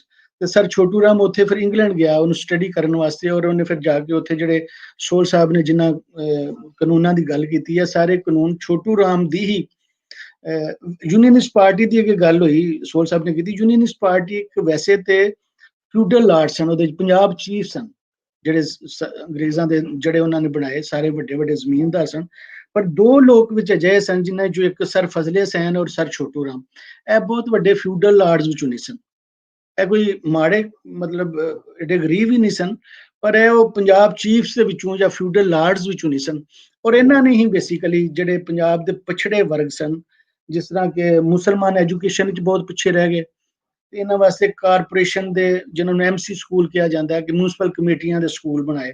ਔਰ ਇਸੇ ਤਰ੍ਹਾਂ ਜਿਹੜਾ ਕਿਸਾਨ ਸੀ, ਉਹ ਭਾਵੇਂ ਮੁਸਲਮਾਨ ਸੀ, ਭਾਵੇਂ ਹਿੰਦੂ ਸੀ, ਭਾਵੇਂ ਸਿੱਖ ਸੀ, ਜੋ ਵੀ ਸੀ ਕਿਸਾਨ, ਉਹਨਾਂ ਵਾਸਤੇ ਜਿਹੜਾ ਸਰ ਛੋਟੂ ਰਾਮ ਨੇ ਕਾਨੂੰਨ ਬਣਾਏ, ਖਾਸ ਤੌਰ ਤੇ ਜਿਹੜੇ ਉਹਨਾਂ ਚੋਂ ਸਾਰਿਆਂ ਦਾ ਜ਼ਿਕਰ ਹੀ ਕਰ ਦਿੱਤਾ ਹੈ ਸੋਲ ਸਾਹਿਬ ਨੇ।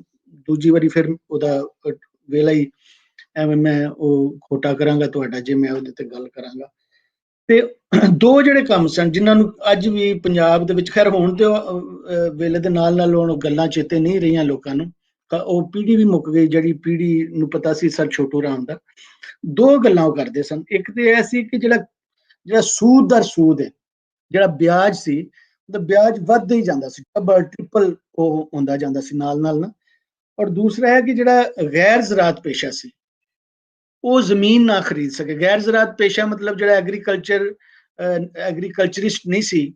ਔਰ ਉਹ ਖਾਸ ਤੌਰ ਤੇ ਛੋਟੂ ਰਾਮ ਦਾ ਮਤਲਬ ਐਸੀ ਕਿ ਐਸਾ ਕਾਨੂੰਨ ਮੈਂ ਬਣਾਵਾਂ ਕਿ ਜਿਹੜਾ ਐਗਰੀਕਲਚਰਿਸਟ ਨਹੀਂ, ਉਹ ਐਗਰੀਕਲਚਰਿਸਟ ਨਾ ਬਣ ਸਕੇ। ਮਤਲਬ ਜਿਹੜਾ ਸ਼ਾਹੂਕਾਰ ਸੀ, ਉਹ ਜਦੋਂ ਜ਼ਮੀਨ ਲੈ ਲੈਂਦਾ ਸੀ, ਜਿਹੜੇ ਲੋਕੀ ਕਰਜ਼ੇ ਦੇ ਥੱਲੇ ਦੱਬੇ ਸਨ, ਜਦੋਂ ਉਹ ਨਹੀਂ ਦੇ ਸਕਦੇ ਤੇ ਫਿਰ ਉਹਨਾਂ ਦੀਆਂ ਜ਼ਮੀਨਾਂ ਉਹ ਜ਼ਬਰਦਸਤੀ ਲੈ ਲਈਆਂ ਜਾਂਦੀਆਂ ਸਨ, ਤਾਂ ਫਿਰ ਖੁਦ ਉਹ ਜ਼ਮੀਨਦਾਰ ਬਣ ਜਾਂਦੇ ਸਨ।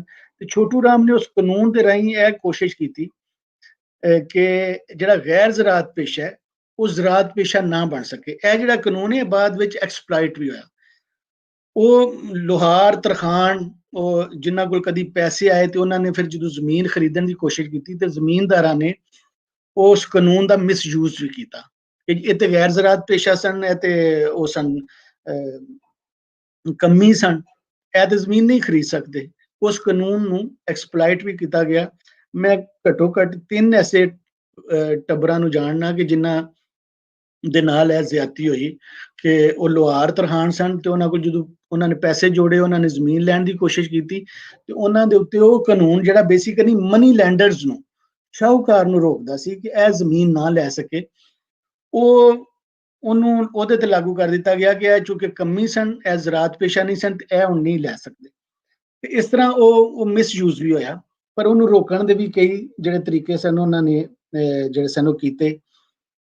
ਤੇ ਹੁਣ ਅੱਜ ਜਿਸ ਤਰ੍ਹਾਂ ਸੋਲ ਸਾਹਿਬ ਨੇ ਗੱਲ ਕੀਤੀ, ਅੱਜ ਵੀ ਜੋ ਕਿਸਾਨਾਂ ਨਾਲ ਹੋ ਰਿਹਾ ਹੈ, ਔਰ ਅੱਜ ਸਾਡੇ ਕੋਲ ਜ਼ੁਲਮ ਦੀ ਤੇ ਉਸੇ ਤਰ੍ਹਾਂ ਦੀ ਸ਼ਕਲਾਂ ਬਦਲ ਗਈਆਂ ਜ਼ੁਲਮ ਦੀਆਂ, ਜ਼ੁਲਮ ਤੇ ਉਂਝ ਹੀ ਹੋ ਰਿਹਾ। ਪਰ ਅੱਜ ਸਾਡੇ ਕੋਲ ਕੋਈ ਛੋਟੂ ਰਾਮ ਨਹੀਂ ਜਿਹੜਾ ਉਹਨਾਂ ਵਾਸਤੇ ਸੋਚੇ, ਜਿਹੜੇ ਉਹਨਾਂ ਦੀ ਆਵਾਜ਼ ਬਣੇ, ਉਹਨਾਂ ਵਾਸਤੇ ਅੱਗੇ ਵੱਧ ਕੇ ਤੇ ਗੱਲ ਕਰੇ। ਤੇ ਹੁਣ ਮੈਂ ਤੇ ਮਤਲਬ ਜੋ ਆਪਣੀ ਇੱਕ ਪਰਸਨਲ ਤੁਹਾਨੂੰ ਗੱਲ ਦੱਸੀ ਕਿ ਚੂੰਕਿ ਮੇਰੇ ਨਾਨਕੇ ਔਰ ਮੇਰੇ ਦਾਦਕੇ ਛੋਟੇ ਕਿਸਾਨ ਸਨ, ਤੇ ਮੈਂ ਤੇ ਹੋਸ਼ ਸੰਭਾਲੀ ਤੇ ਮੈਂ ਜਿਹੜਾ ਪਹਿਲਾ ਨਾਂ ਸੁਣਿਆ ਕਿਸੇ ਸਿਆਸੀ ਬੰਦੇ ਦਾ, ਉਹ ਸਰ ਛੋਟੂ ਰਾਮ ਸੀ।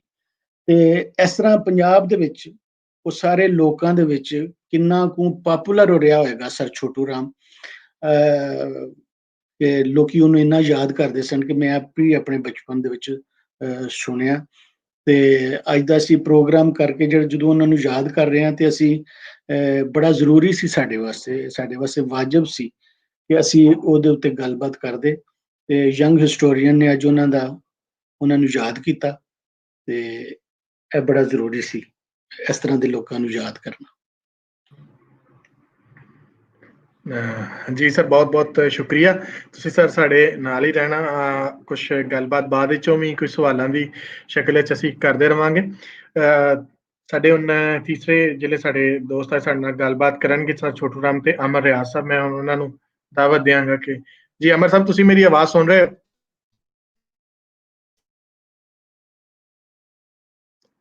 ਅਮਰ, ਮੇਰੀ ਆਵਾਜ਼ ਆ ਰਹੀ ਤੁਹਾਨੂੰ?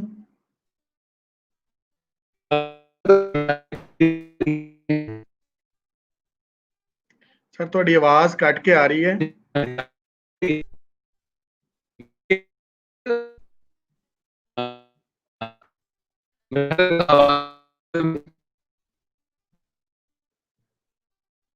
ਤੁਸੀਂ ਸਰ ਇੱਕ ਦਫਾ ਦੁਬਾਰਾ ਕਨੈਕਟ ਕਰਕੇ ਵੇਖੋ, ਇੱਕ ਦਫਾ ਇਹਨੂੰ।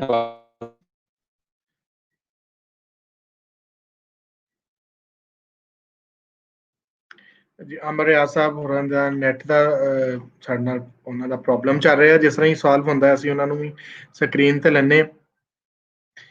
ਉਨੀ ਦੇਰ ਤੱਕ ਜਿਹੜੇ ਸਾਡੇ ਦੋਸਤ ਸਾਡੇ ਨਾਲ ਮੌਜੂਦ ਨੇ, ਮੈਂ ਉਹਨਾਂ ਨੂੰ ਦੱਸਦਾ ਜਾਵਾਂ ਕਿ ਸਾਡਾ ਹਰ ਸਾਲ ਜਿਹੜਾ ਲਾਇਲਪੁਰ ਪੰਜਾਬੀ ਸੁਲੇਖ ਮੇਲਾ, ਲਾਇਲਪੁਰ ਪੰਜਾਬੀ ਲਿਟਰੇਰੀ ਫੈਸਟੀਵਲ ਸੀ, ਉਹ ਇਸ ਵਾਰੀ 6ਵਾਂ ਇੰਟਰਨੈਸ਼ਨਲ ਪੰਜਾਬੀ ਲਿਟਰੇਰੀ ਫੈਸਟੀਵਲ ਹੋ ਰਿਹਾ ਔਰ ਇਸ ਵਾਰੀ ਕੋਵਿਡ ਦੀ ਵਜ੍ਹਾ ਤੋਂ ਅਸੀਂ ਉਹਨੂੰ ਆਨਲਾਈਨ ਹੀ ਕਰਾਂਗੇ। ਸੋ ਸਾਰੇ ਦੋਸਤਾਂ ਨੂੰ ਇੱਕ ਸੱਦਾ ਹੈ ਕਿ ਸਭ ਲੋਕ ਉਹਦੇ ਵਿੱਚ ਸ਼ਾਮਲ ਹੋਣ ਔਰ ਉਹਨੂੰ ਕਾਮਯਾਬ ਕਰੀਏ। ਜੀ ਅਮਰ ਰਿਆਜ਼ ਸਾਹਿਬ। जी सर, मेरी आवाज आ रही? आ रही है आवाज मेरी? जी जी सर, जी सर, ਤੁਸੀਂ ਹੁਣ ਗੱਲ ਕਰੋ। ਅੱਛੀ ਗੱਲ ਹੈ। ਮੈਂ ਕਿਹਾ ਮੈਂ ਅੱਜ ਪਰਦਾ ਕੀਤਾ ਹੋਇਆ ਹੈ।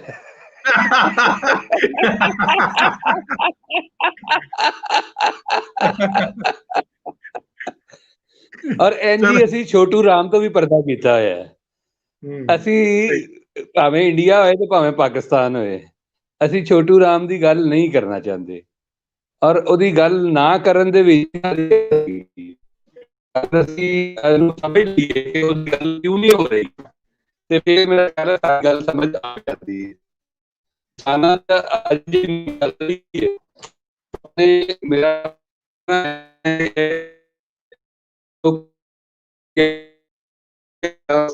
ਜਿਹੜਾ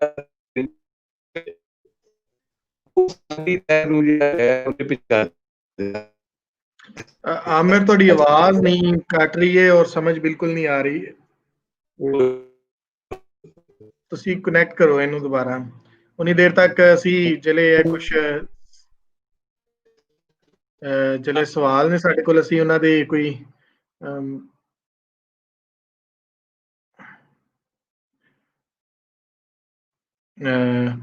ਹਰਦੀਪ ਸਿੰਘ ਹੋਰਾਂ ਦਾ ਕੁਐਸਚਨ ਹੈ, ਮੈਂ ਸਰ ਸੁਖਦੇਵ ਸੋਹਲ ਸਾਹਿਬ ਕੋਲੋਂ ਕੁਐਸਚਨ ਹੈ ਕਿ ਛੋਟੂ ਰਾਮ ਨੂੰ ਸਰ ਦਾ ਖਿਤਾਬ ਕਦੋਂ ਮਿਲਿਆ ਤੇ ਕੀ ਉਹਨਾਂ ਦੀ ਕੰਟਰੀਬਿਊਸ਼ਨ ਸੀ? ਇਹ 1937 ਦੇ ਵਿੱਚ ਮਿਲਦਾ ਵਾ ਔਰ ਰਾਓ ਬਹਾਦਰ ਦੇ ਨਾਂ ਦੇ ਨਾਲ ਇਹਨਾਂ ਨੂੰ ਜਾਣਿਆ ਜਾਂਦਾ ਵਾ, ਜਿਹਨੂੰ ਆਪਾਂ ਸਰ ਕਹਿ ਦਿੰਦੇ ਆ ਜਾਂ ਨਾਈਟਡ ਕਹਿ ਦਿੰਦੇ ਆ ਅੰਗਰੇਜ਼ੀ ਦੇ ਵਿੱਚ। ਪਰ ਰਾਓ ਬਹਾਦਰ, ਸਰਦਾਰ ਬਹਾਦਰ ਇੱਦਾਂ ਦੇ ਉਹਨਾਂ ਦੇ ਸੀਗੇ ਉਸ ਸਮੇਂ ਦੇ, ਤੇ ਇਹ 1937 ਦੇ ਵਿੱਚ ਇਹਨਾਂ ਨੂੰ ਮਿਲਦਾ ਵਾ। ਔਰ ਖਾਸ ਕਰਕੇ ਜਿਹੜੀ ਉਹਨਾਂ ਦੀ ਉਸ ਸਮੇਂ ਦੀ ਜਿਹੜੀ ਕਿਸਾਨੀ, ਕਿਉਂਕਿ ਸਭ ਤੋਂ ਮਾਡਲ ਜਿਹਨੂੰ ਕਹਿੰਦੇ ਨੇ ਮਾਡਲ ਪ੍ਰੋਵਿੰਸ, ਜੇ ਉਸ ਦੇ ਵਿੱਚ ਜਿਸ ਕਿਸਮ ਦੀ ਉਥਲ ਪੁਥਲ ਹੋ ਰਹੀ ਆ, ਜਿਸ ਕਿਸਮ ਦੀ ਜਿਹੜੀ ਆ ਉਹ ਫਾਰਮਿੰਗ ਕਮਿਊਨਿਟੀ ਦੇ ਵਿੱਚ ਜਾਂ ਇਕੋਨਮੀ ਦੇ ਵਿੱਚ ਅੰਗਰੇਜ਼ ਕਾਫੀ ਹੱਦ ਤੱਕ ਪੰਜਾਬ ਦੇ ਸੰਬੰਧ ਦੇ ਵਿੱਚ ਚਿੰਤਤ ਰਹਿੰਦੇ ਸੀਗੇ। ਕਿਉਂਕਿ ਇੱਥੇ ਜੇ ਤੁਸੀਂ ਦੇਖੋਗੇ ਤੇ ਦੂਸਰੀ ਪੱਧਰ ਦੇ ਉੱਤੇ ਨੈਸ਼ਨਲ ਪੋਲਿਟਿਕਸ ਵੀ ਬਹੁਤ ਹਾਵੀ ਆ ਔਰ ਨਾਲ ਨਾਲ ਜਿਹੜਾ ਵਾ ਉਹ ਕਿਰਤੀ ਕਿਸਾਨ ਜਾਂ ਜਿਹੜੇ ਕਮਿਊਨਿਸਟ ਸੁਭਾਅ ਦੇ ਜਿਹੜੇ ਹੈਗੇ ਨੇ ਉਹ ਵੀ ਕਾਫੀ ਪ੍ਰਭਾਵ ਕਰ ਰਹੇ ਨੇ। ਸੋ ਅੰਗਰੇਜ਼ਾਂ ਨੂੰ ਹਮੇਸ਼ਾ ਹੀ ਇਸ ਪ੍ਰੋਵਿੰਸ ਦੇ ਵਿੱਚ, ਕਿਉਂਕਿ ਜ਼ਿਆਦਾ ਲੋਕ ਫੌਜ ਦੇ ਵਿੱਚ ਸੀਗੇ ਤੇ ਚਿੰਤਤ ਰਹਿੰਦੇ ਸੀਗੇ, ਸੋ ਉਹ ਸਰ ਛੋਟੂ ਰਾਮ ਦੀ ਜਿਹੜੀ ਕੰਟਰੀਬਿਊਸ਼ਨ ਆ ਕਿ ਕਿਸਾਨਾਂ ਦੇ ਜਿਹੜੇ ਮੁਸ਼ਕਲਾਂ ਨੇ ਉਹਨਾਂ ਦੇ ਸੰਬੰਧ 'ਚ ਜੋ ਕੁਛ ਉਹਨਾਂ ਨੇ ਜਿਹੜਾ ਵਾ ਕੀਤਾ ਵਾ, ਉਹਦੇ ਸੰਬੰਧ 'ਚ ਉਹਨਾਂ ਨੂੰ ਇਹ ਨਾਈਟ ਦਾ ਜਿਹੜਾ ਵਾ ਉਹ ਖਿਤਾਬ ਮਿਲਦਾ ਵਾ।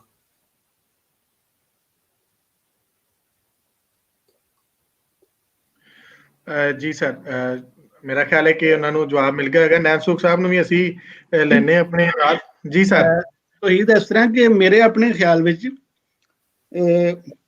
ਜਿਹੜਾ ਸੀ ਨਾ, ਮੁਸਲਮਾਨ ਜਿਹੜੇ ਅੰਗਰੇਜ਼ਾਂ ਦੇ ਵਫਾਦਾਰ ਸਨ ਉਹਨਾਂ ਨੂੰ ਖਿਤਾਬ ਮਿਲਦਾ ਸੀ ਖਾਨ ਬਹਾਦਰ, ਤੇ ਜਿਹੜੇ ਸਿੱਖ ਸਨ ਉਹਨਾਂ ਨੂੰ ਮਿਲਦਾ ਸੀ ਸਰਦਾਰ ਬਹਾਦਰ, ਤੇ ਜਿਹੜੇ ਹਿੰਦੂ ਸਨ ਉਹਨਾਂ ਨੂੰ ਮਿਲਦਾ ਸੀ ਰਾਏ ਬਹਾਦਰ, ਔਰ ਜਿਹੜੇ ਕ੍ਰਿਸਚਨ ਸਨ ਉਹਨਾਂ ਨੂੰ ਮਿਲਦਾ ਸੀ ਦੀਵਾਨ ਬਹਾਦਰ। ਪਰ ਜਿਹੜਾ ਨਾਈਟਹੁੱਡ ਸੀ ਨਾ ਇੱਕ ਵੱਖਰਾ ਸੀ। ਹਰ ਖਾਨ ਬਹਾਦਰ ਜਾਂ ਉਹ ਨਹੀਂ ਸੀ, ਸਰ ਨਹੀਂ ਸੀ ਹੁੰਦਾ, ਨਾਈਟਹੁੱਡ ਇੱਕ ਅਲੱਗਾ ਤੁਸੀਂ। ਔਰ ਜਿਹੜੇ ਸਰ ਛੋਟੂ ਰਾਮ ਸੀ, ਇਹਨਾਂ ਨੇ ਫੌਜ ਵਿੱਚ ਵੀ ਕਾਫੀ ਸਾਰੀ ਭਰਤੀ ਕਰਵਾਈ ਸੀ। ਛੋਟੂ ਰਾਮ ਨੇ ਨਾ ਸਾਰੇ ਜਿੰਨੇ ਅੰਗਰੇਜ਼ਾਂ ਦੇ ਨਾਲ ਜਿਨ੍ਹਾਂ ਨੇ ਸਿਆਸਤ ਕੀਤੀ ਉਹਨਾਂ ਸਾਰਿਆਂ ਨੂੰ ਕਰਵਾਉਣਾ ਪਿਆ, ਤੇ ਉਹ ਇਹਨਾਂ ਨੇ ਵੀ ਕੀਤੀ। ਤੇ ਜਿਹੜੀ ਇਹਨਾਂ ਦੀ ਪਾਰਟੀ ਸੀ ਯੂਨੀਅਨਿਸਟ ਪਾਰਟੀ, ਇਹਨਾਂ ਨੂੰ ਆਮ ਲੋਕਾਂ ਦੇ ਵਿੱਚ ਨਾ ਜ਼ਿਮੀਂਦਾਰਾ ਪਾਰਟੀ ਕਿਹਾ ਜਾਂਦਾ ਸੀ, ਜ਼ਮੀਨਦਾਰਾ ਪਾਰਟੀ। ਸਰ ਛੋਟੂ ਰਾਮ ਔਰ ਸਰ ਫਜ਼ਲੇ ਹਸੈਨ ਦਾ ਜਿਹੜਾ ਰੋਲ ਹੈ ਪੋਲੀਟਿਕਸ ਦੇ ਵਿੱਚ, ਉਹ ਬਹੁਤ ਹੀ ਪੋਜ਼ਿਟਿਵ ਰੋਲ ਸੀ। ਇਹਨੂੰ ਅਸੀਂ ਉਹਦੇ ਨਾਲ ਰੱਖ ਕੇ ਨਹੀਂ ਵੇਖ ਸਕਦੇ। ਜਿਹੜੀ ਇੱਕ ਜ਼ਾਲਮਾਨਾ ਪੋਲਿਟਿਕਸ ਹੋ ਰਹੀ ਸੀ ਨਾ, ਉਹਦੇ ਨਾਲ ਨਹੀਂ ਇਹਨੂੰ ਜੋੜ ਸਕਦੇ। ਭਾਵੇਂ ਇਹ ਵੀ ਯੂਨੀਅਨਿਸਟ ਪਾਰਟੀ ਦੇ ਵਿੱਚ ਜਦੋਂ ਸਾਰੇ ਫਿਊਡਲ ਆਰਟ ਸਨ ਉਹਨਾਂ ਦੇ ਨਾਲ ਹੀ ਸਨ, ਪਰ ਇਹਨਾਂ ਨੇ ਜਿਹੜੇ ਪਛੜੇ ਵਰਗ ਸਨ ਨਾ, ਜਿਵੇਂ ਮੈਂ ਕਿਹਾ, ਉਹਨਾਂ ਦੇ ਬਾਰੇ ਇਹਨਾਂ ਦੋਨਾਂ ਨੇ ਸੋਚਿਆ, ਫਜ਼ਲੇ ਹੁਸੈਨ ਨੇ ਔਰ ਸਰ ਛੋਟੂ ਰਾਮ ਨੇ, ਕਿਉਂਕਿ ਇਹ ਉਹਨਾਂ ਦੇ ਵਿੱਚੋਂ ਸਨ। ਤੇ ਇਸ ਵਾਸਤੇ ਇਹਨੇ ਉਹਨਾਂ ਦੇ ਬਾਰੇ ਜਿਹੜਾ ਨਾ ਸੋਚਿਆ ਔਰ ਇਹਨਾਂ ਨੇ ਉਹਨਾਂ ਦੇ ਬਾਰੇ ਕੰਮ ਕੀਤਾ। ਅੱਜ ਆਮਰ ਆਜ਼ਰੀ ਜਿਹੜੇ ਨੇ ਨਾ, ਉਹ ਪਰਦੇ ਦੇ ਵਿੱਚ, ਮੇਰੇ ਖਿਆਲ ਅੱਜ ਉਹਨਾਂ ਨੂੰ ਪਰਦੇ ਵਿੱਚ ਹੀ ਰਹਿਣ ਦਿਓ, ਆਵਾਜ਼ ਬਹੁਤ ਖਰਾਬ ਆ ਰਹੀ ਹੈ। ਉਹਨਾਂ ਦੇ ਇੰਟਰਨੈਟ ਦਾ ਬਹੁਤ ਮਸਲਾ ਹੈ, ਲੇਕਿਨ ਉਹਨਾਂ ਨੇ ਮੈਸੇਜ 'ਚ ਇਹ ਗੱਲ ਕਹੀ ਹੈ, ਮੈਂ ਸਾਰੇ ਦੋਸਤਾਂ ਨੂੰ, ਵੇਖਣ ਵਾਲਿਆਂ ਨੂੰ, ਤੁਹਾਡੇ ਨਾਲ ਵੀ। ਉਹਨਾਂ ਨੇ ਕਿਹਾ ਕਿ ਇਹ ਬੜਾ ਅਹਿਮ ਸਵਾਲ ਹੈ ਕਿ ਉਹਦੀ ਪੋਲਿਟਿਕਸ ਦੇ ਉੱਪਰ ਕਿਉਂ ਨਹੀਂ ਗੱਲ ਕੀਤੀ ਜਾਂਦੀ, ਸਰ ਛੋਟੂ ਰਾਮ ਦੇ ਉੱਪਰ ਗੱਲ ਕਿਉਂ ਨਹੀਂ ਕੀਤੀ ਜਾਂਦੀ। ਇਹ ਇੱਕ ਬਹੁਤ ਅਹਿਮ ਸਵਾਲ ਹੈ। ਨਹੀਂ, ਉਹਦੇ ਵਿੱਚ ਦੇਖੋ ਮਸਲਾ ਹੈ ਕਿ ਅੰਗਰੇਜ਼ ਜਿਹੜੇ ਸਨ ਨਾ, ਭਾਵੇਂ ਵੈਸੇ ਤੇ ਇਹ ਉਹਨਾਂ ਦੀ ਮਰਜ਼ੀ ਦੀਆਂ ਹੀ ਪਾਰਟੀਆਂ ਸਨ। ਯੂਨੀਅਨਿਸਟ ਪਾਰਟੀ ਵੀ ਉਹਨਾਂ ਦੀ ਮਰਜ਼ੀ ਦੀ ਪਾਰਟੀ ਸੀ, ਪਰ ਜਿਹੜਾ ਉਹਨਾਂ ਵੰਡ ਵਖਰੇਵਾ ਕਰਨਾ ਸੀ, ਉਹਦੇ ਵਿੱਚ ਉਹਨਾਂ ਨੂੰ ਜਿਹੜੀ ਸੂਟ ਕਰ ਰਹੀਆਂ ਸਨ ਪਾਰਟੀਆਂ, ਉਹ ਕਾਂਗਰਸ ਔਰ ਮੁਸਲਿਮ ਲੀਗ ਸਨ। ਯੂਨੀਅਨਿਸਟ ਪਾਰਟੀ ਦੇ ਜਿਹੜੇ ਸਾਰੇ ਲੋਕ ਸਨ, ਉਹ ਐਟ ਏ ਟਾਈਮ ਉਹਨਾਂ ਦੇ ਕੋਲ ਆਪਸ਼ਨ ਹੁੰਦਾ ਸੀ ਕਿ ਉਹ ਕਾਂਗਰਸ ਵਿੱਚ ਵੀ ਹੋ ਸਕਦੇ ਨੇ ਔਰ ਮੁਸਲਿਮ ਲੀਗ ਵਿੱਚ ਵੀ ਹੋ ਸਕਦੇ ਨੇ। ਤੇ 1940 ਤੋਂ ਬਾਅਦ ਖਾਸ ਤੌਰ ਤੇ ਉਹ ਜਿਹੜੇ ਸਨ ਨਾ, ਉਹ ਸ਼ਾਮਲ ਹੋ ਗਏ ਕਾਂਗਰਸ ਵਿੱਚ ਔਰ ਮੁਸਲਿਮ ਲੀਗ ਦੇ ਵਿੱਚ, ਔਰ ਉਸ ਤੋਂ ਬਾਅਦ ਇਹਨਾਂ ਦਾ ਇੱਕ ਕਿਸਮ ਦਾ ਨਾ ਜ਼ਵਾਲ ਸ਼ੁਰੂ ਹੋ ਗਿਆ ਜਿਹੜੀ ਯੂਨੀਅਨਿਸਟ ਪਾਰਟੀ ਸੀ ਨਾ, ਕਿਉਂਕਿ ਜਿਹੜਾ ਤੁਹਾਡਾ ਸਰ ਸਿਕੰਦਰ ਆਜ਼ਾਦ ਸੀ, ਜਿਹੜਾ ਪ੍ਰਾਈਮ ਮਿਨਿਸਟਰ ਸੀ, ਉਹ ਆਪ ਹੀ ਮੁਸਲਿਮ ਲੀਗ ਵਿੱਚ ਚਲਾ ਗਿਆ। ਤੇ ਪੰਜਾਬ ਦੀ ਜਿਹੜੀ ਵੰਡ ਹੋਣੀ ਸੀ ਨਾ, ਉਹਦੇ ਵਿੱਚ ਉਹਨਾਂ ਨੂੰ, ਅੰਗਰੇਜ਼ਾਂ ਨੂੰ ਜਿਹੜੀਆਂ ਸੂਟ ਕਰਦੀਆਂ ਸਨ ਪਾਰਟੀਆਂ, ਉਹ ਮੁਸਲਿਮ ਲੀਗ ਔਰ ਕਾਂਗਰਸ ਸੀ। ਯੂਨੀਅਨਿਸਟ ਪਾਰਟੀ ਦੇ ਜਿਹੜੇ ਲੋਕ ਸਨ ਨਾ, ਉਹ ਪੰਜਾਬ ਨੂੰ ਵੀ ਯੂਨਾਈਟ ਰੱਖਣਾ ਚਾਹੁੰਦੇ ਸਨ, ਇਕੱਠਾ ਰੱਖਣਾ ਚਾਹੁੰਦੇ ਸਨ।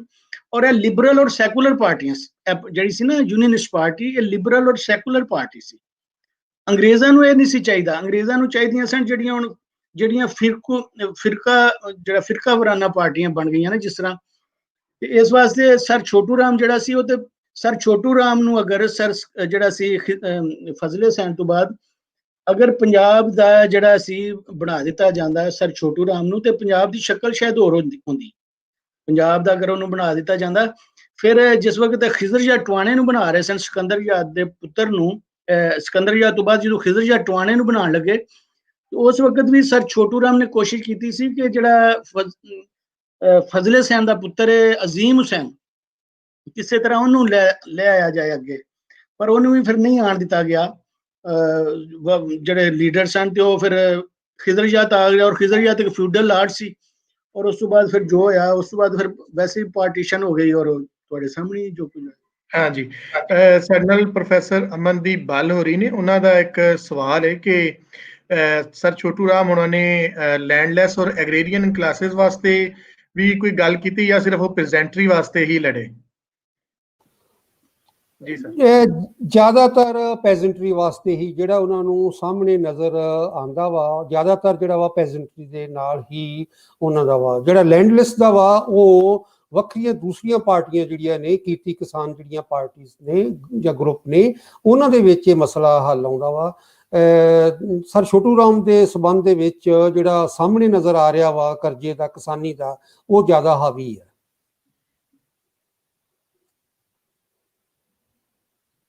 ਹਾਂ, ਸੋਲਰੀ ਠੀਕ ਕਹਿ ਰਹੇ ਨੇ ਕਿ ਬੇਸਿਕਲੀ ਪੀਜ਼ੈਂਟਰੀ ਦਾ ਹੀ ਕੰਮ ਹੈ।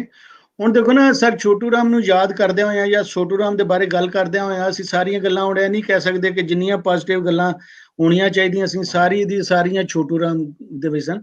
ਛੋਟੂ ਰਾਮ ਇੱਕ ਆਪਣਾ ਹਿੱਸਾ ਜਿੰਨਾ ਪਾ ਸਕਦਾ ਸੀ ਉਹਨੇ ਪਾਇਆ, ਔਰ ਉਹ ਕਿਸਾਨਾਂ ਵਾਸਤੇ ਹੀ ਕਰ ਸਕਿਆ। ਬਾਕੀ ਜਿਹੜੀਆਂ ਗੱਲਾਂ ਸਨ ਕਿ ਜਿਸ ਤਰ੍ਹਾਂ ਜਿਨ੍ਹਾਂ ਨੂੰ ਅਸੀਂ ਕਮੀ ਸੇਪੀ ਕਹਿ ਰਹੇ ਸਾਂ ਜਾਂ ਜਿਨ੍ਹਾਂ ਨੂੰ ਅਨਟੱਚੇਬਲਸ ਕਹਿ ਰਹੇ ਸਾਂ, ਉਹਦੇ ਵਿੱਚ ਤੇ ਯਕੀਨਨ ਉਹਨਾਂ ਨੇ ਕੁਝ ਨਹੀਂ ਕੀਤਾ। ਔਰ ਯਕੀਨਨ ਕੋਈ ਉਹ ਅਗਰ ਰਹਿੰਦੇ, ਉਹਨਾਂ ਨੂੰ ਹੋਰ ਕੰਮ ਕਰਨ ਦਾ ਮੌਕਾ ਮਿਲਦਾ, ਤੇ ਜਿਸ ਤਰ੍ਹਾਂ ਉਹਨੇ ਪਛੜੇ ਕਿਸਾਨਾਂ ਵਾਸਤੇ ਕੰਮ ਕੀਤਾ, ਉਹ ਜ਼ਰੂਰ ਉਹਨਾਂ ਵਾਸਤੇ ਵੀ ਕੰਮ ਕਰਦੇ। ਪਰ ਮੇਰਾ ਨਹੀਂ ਖਿਆਲ ਕਿ ਯੂਨੀਅਨਿਸਟ ਪਾਰਟੀ ਜਾਂ ਜਿੰਨੀਆਂ ਵੀ ਪਾਰਟੀਆਂ ਸਨ ਉਸ ਵੇਲੇ ਅਨਟੱਚੇਬਲਸ ਵਾਸਤੇ ਵੈਸੇ ਉਹਨਾਂ ਚ ਕਿਸੇ ਵੀ, ਕਿਉਂਕਿ ਇਹਨਾਂ ਦੇ ਆਪਣੇ ਆਪਣੇ ਫਿਰ ਗਰੁੱਪ ਬਣਨੇ ਸ਼ੁਰੂ ਹੋ ਗਏ ਸਨ। ਇਹਨਾਂ ਸਾਰਿਆਂ ਦੇ ਜਿਹੜੇ ਅਨਟੱਚੇਬਲ ਸਨ, ਇਹਨਾਂ ਨੇ ਫਿਰ ਆਪਣੀ ਥੋੜੀ ਸਿਆਸਤ ਸ਼ੁਰੂ ਕਰ ਦਿੱਤੀ ਸੀ ਆਪਣੀ ਉਸ ਵੇਲੇ ਦੇ ਵਿੱਚ। ਜੀ ਸਰ ਮਨਸੁਖ ਸਾਹਿਬ, ਤੁਹਾਡੇ ਵਾਸਤੇ ਕਾਸ਼ਿਫ ਸਾਹਿਬ ਉਹਨਾਂ ਨੇ ਪੁੱਛਿਆ ਕਿ ਕੋਈ ਲੈਂਡ ਏਲੀਏਨੇਸ਼ਨ ਐਕਟ ਦੇ ਵਿੱਚ ਕੋਈ ਲਕੂਨਾ ਸੀ ਕਿ ਜਿਹਦੇ ਵਿੱਚ ਤੋਂ ਬਾਅਦ ਚ ਲੋਕਾਂ ਨੇ ਉਹਨੂੰ ਜਲਾਇਨ ਉਹਦਾ ਮਿਸਯੂਜ਼ ਵੀ ਕੀਤਾ। ਨਹੀਂ, ਉਹਦੇ ਜਦੋਂ ਵੀ ਕੋਈ ਕਾਨੂੰਨ ਬਣਦਾ ਹੈ ਤੇ ਕਾਨੂੰਨ ਦੇ ਵਿੱਚ ਅਮੈਂਡਮੈਂਟ ਦੀ ਗੁੰਜਾਇਸ਼ ਰਹਿੰਦੀ ਹੈ ਨਾ, ਕਿ ਜਦੋਂ ਉਹ ਪ੍ਰੈਕਟਿਸ ਵਿੱਚ ਆਉਂਦਾ ਹੈ, ਜਦੋਂ ਤੁਸੀਂ ਉਹਨੂੰ ਸੋਚਦੇ ਹੋ ਉਸ ਵੇਲੇ ਹੋਰ ਹੁੰਦਾ ਹੈ, ਜਦੋਂ ਉਹਨਾਂ ਨੇ ਸੋਚਿਆ ਹੋਏਗਾ ਹੋਰ ਹੋਏਗਾ। ਜਿਸ ਵਕਤ ਉਹ ਪ੍ਰੈਕਟਿਸ ਵਿੱਚ ਆਇਆ, ਉਹਨਾਂ ਨੂੰ ਨਹੀਂ ਸੀ ਪਤਾ ਕਿ ਜਿਹਨੂੰ ਅਸੀਂ ਗੈਰ ਜ਼ਰਾਤ ਪੇਸ਼ਾ ਕਹਿ ਕੇ ਅਸੀਂ ਕਹਿ ਰਹੇ ਹਾਂ ਕੋਈ ਜ਼ਮੀਨ ਨਹੀਂ ਖਰੀਦ ਸਕਦਾ, ਇਹਨੂੰ ਇੰਜ ਮਿਸਯੂਜ਼ ਵੀ ਕੀਤਾ ਜਾਏਗਾ। ਇਹ ਉਸ ਵੇਲੇ ਉਹਨਾਂ ਨਹੀਂ ਸੋਚਿਆ। ਬਾਅਦ ਦੇ ਵਿੱਚ ਇੱਕ ਹੋਰ ਅਮੈਂਡਮੈਂਟ ਦੇ ਜ਼ਰੀਏ ਉਹਨੂੰ ਦੂਰ ਵੀ ਕੀਤਾ ਗਿਆ, ਉਸੇ ਚੀਜ਼ ਨੂੰ ਬਾਅਦ ਵਿੱਚ ਦੂਰ ਵੀ ਕੀਤਾ ਗਿਆ। ਹੁਣ ਤੁਸੀਂ ਸਰ ਜਿਹੜਾ ਐਡਵੋਕੇਟ ਵੀ ਹੋ, ਤੇ ਅੱਜ ਕੱਲ ਜਿਹੜਾ ਸਾਡੇ ਇੱਧਰ ਹੈ ਵੇ ਕਾਨੂੰਨ, ਉਹਦੇ ਵਿੱਚ ਕੀ ਉਹਦੇ ਹਵਾਲੇ ਨਾਲ ਅਮੈਂਡਮੈਂਟ ਹੋਈ ਹੈ?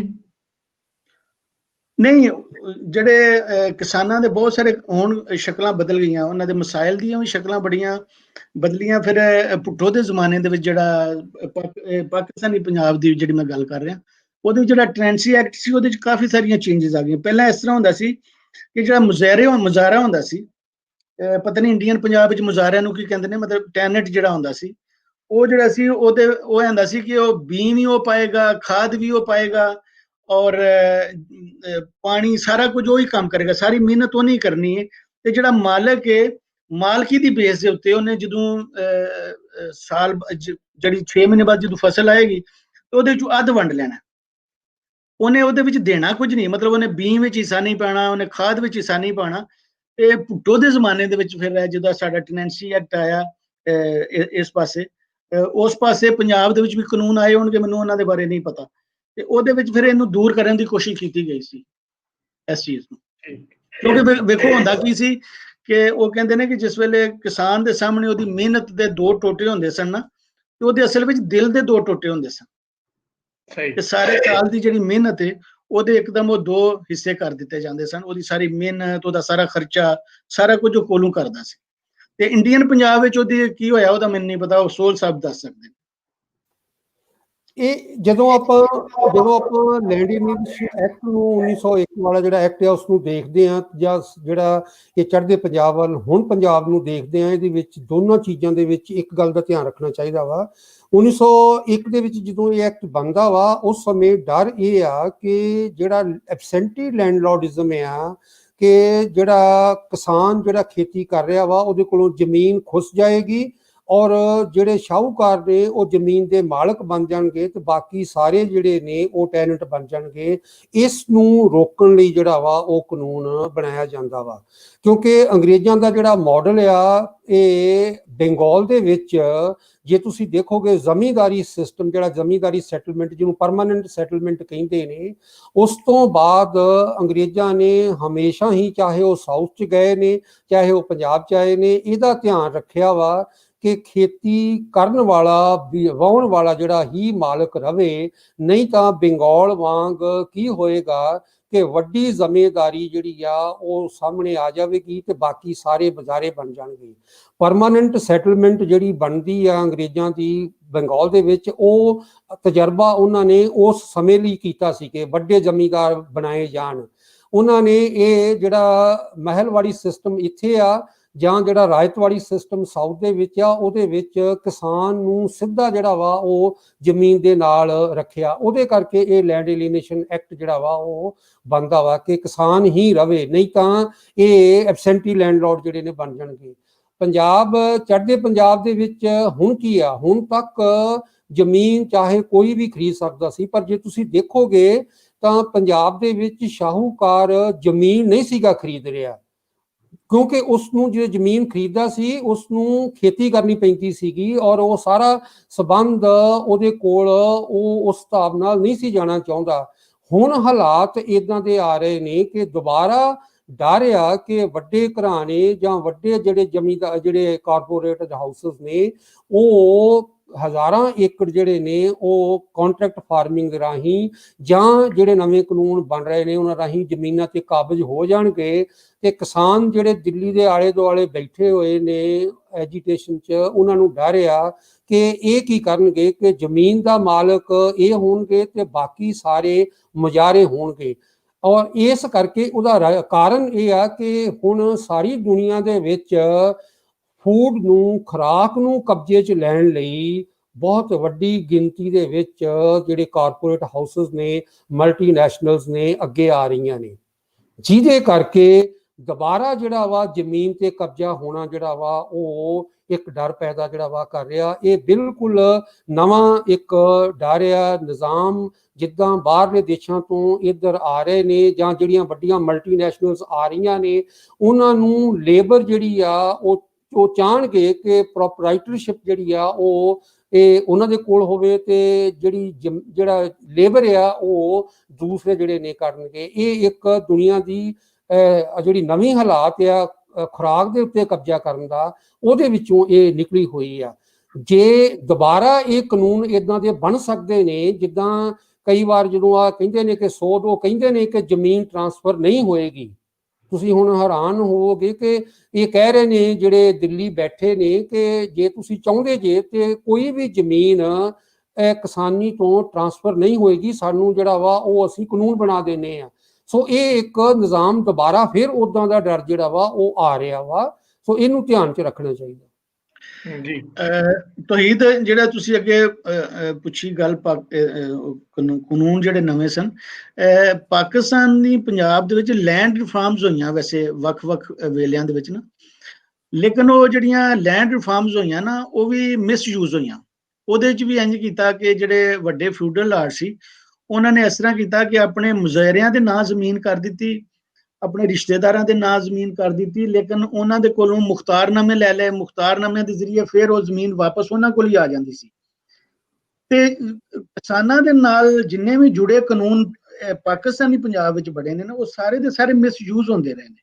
ਹੁਣ ਇਸ ਵੇਲੇ ਜਿਹੜਾ ਅਸੀਂ ਵੇਖ ਰਹੇ ਹਾਂ ਕਿ ਦਿੱਲੀ ਪਹੁੰਚ ਗਿਆ ਕਿਸਾਨ ਉਸ ਪਾਸੇ ਦੇ ਪੰਜਾਬ ਦਾ, ਹੁਣ ਸਾਡੇ ਕਿਸਾਨ ਵੀ ਇੰਜ ਦੀਆਂ ਗੱਲਾਂ ਸੋਚਣ ਲੱਗ ਪਏ ਨੇ ਕਿ ਅਸੀਂ ਵੀ ਹੋ ਸਕਦਾ ਹੈ ਸਾਨੂੰ ਇਕੱਠਿਆਂ ਹੋ ਕੇ ਤੇ ਸਾਨੂੰ ਵੀ ਇਸਲਾਮਾਬਾਦ ਦਾ ਕੋਈ ਮੋਰਚਾ ਲਾਣਾ ਪਵੇ ਕਿ ਕਿਉਂਕਿ ਜਿਹੜੇ ਸਾਰੇ ਕਾਨੂੰਨ ਨੇ ਉਹ ਇੱਥੇ ਮਿਸਯੂਜ਼ ਹੁੰਦੇ। ਇੱਥੇ ਤੁਸੀਂ ਦੇਖਿਆ ਹੋਏਗਾ ਸਾਡੇ ਵੀ ਇੱਥੇ ਲਾਹੌਰ ਵਿੱਚ ਨਿਕਲਦੇ ਨੇ ਜਲੂਸ, ਕਿਸਾਨ ਆਉਂਦੇ ਨੇ ਠੋਕਰ ਦੇ ਕੋਲ ਉਹਨਾਂ ਨੂੰ ਛੋਟੇ ਮਾਰ ਕੇ। ਇਸ ਵਾਰੀ ਕਿਸਾਨ ਮਰ ਵੀ ਗਿਆ ਸੀ ਵਿਚਾਰਾ, ਉਹ ਲਾਠੀ ਚਾਰਜ ਹੋਇਆ ਤੇ ਉਹਦੇ ਨਾਲ ਉਹ ਫੱਟੜ ਹੋ ਗਿਆ ਔਰ ਫਿਰ ਵਿਚਾਰਾ ਮਰ ਵੀ ਗਿਆ ਉਹਦੇ ਨਾਲ। ਪਰ ਸਾਡੇ ਉਹ ਕੋਈ ਮੂਵਮੈਂਟ ਜਾਂ ਲਹਿਰ ਨਹੀਂ ਬਣ ਸਕੀ ਕਿਸਾਨਾਂ ਦੀ ਨਾ ਸਾਡੇ ਵਾਲੇ ਪੰਜਾਬ ਪਾਸੇ।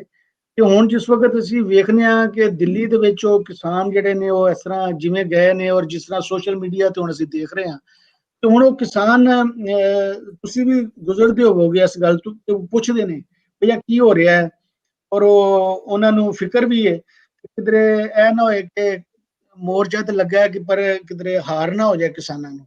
ਇੰਦੀ ਵੀ ਦੁਆਵਾਂ ਵੀ ਕਰਦੇ ਨੇ ਇਸ ਪਾਸੇ ਦੇ ਕਿਸਾਨ ਕਿ ਉਸ ਪਾਸੇ ਦੇ ਕਿਸਾਨ ਜਿੱਤਣਗੇ, ਤੇ ਹੋ ਸਕਦਾ ਉਹਨਾਂ ਨੂੰ ਵੇਖ ਕੇ ਫਿਰ ਅਸੀਂ ਵੀ ਇਸ ਪਾਸੇ, ਜਾਂ ਸਾਡੀ ਸਰਕਾਰ ਨੂੰ ਵੀ ਹੋ ਸਕਦਾ, ਸਾਡੀ ਸਰਕਾਰ ਮੋਦੀ ਡਰਿਆ ਤੇ ਹੋ ਸਕਦਾ ਇਮਰਾਨ ਖਾਨ ਵੀ ਡਰ ਜਾਏ, ਹੋ ਸਕਦਾ ਇੰਜ ਹੋ ਜਾਏ। ਪਰ ਵੇਖੀਏ ਹੁਣ ਅੱਗੇ ਕੀ ਬਣਦਾ।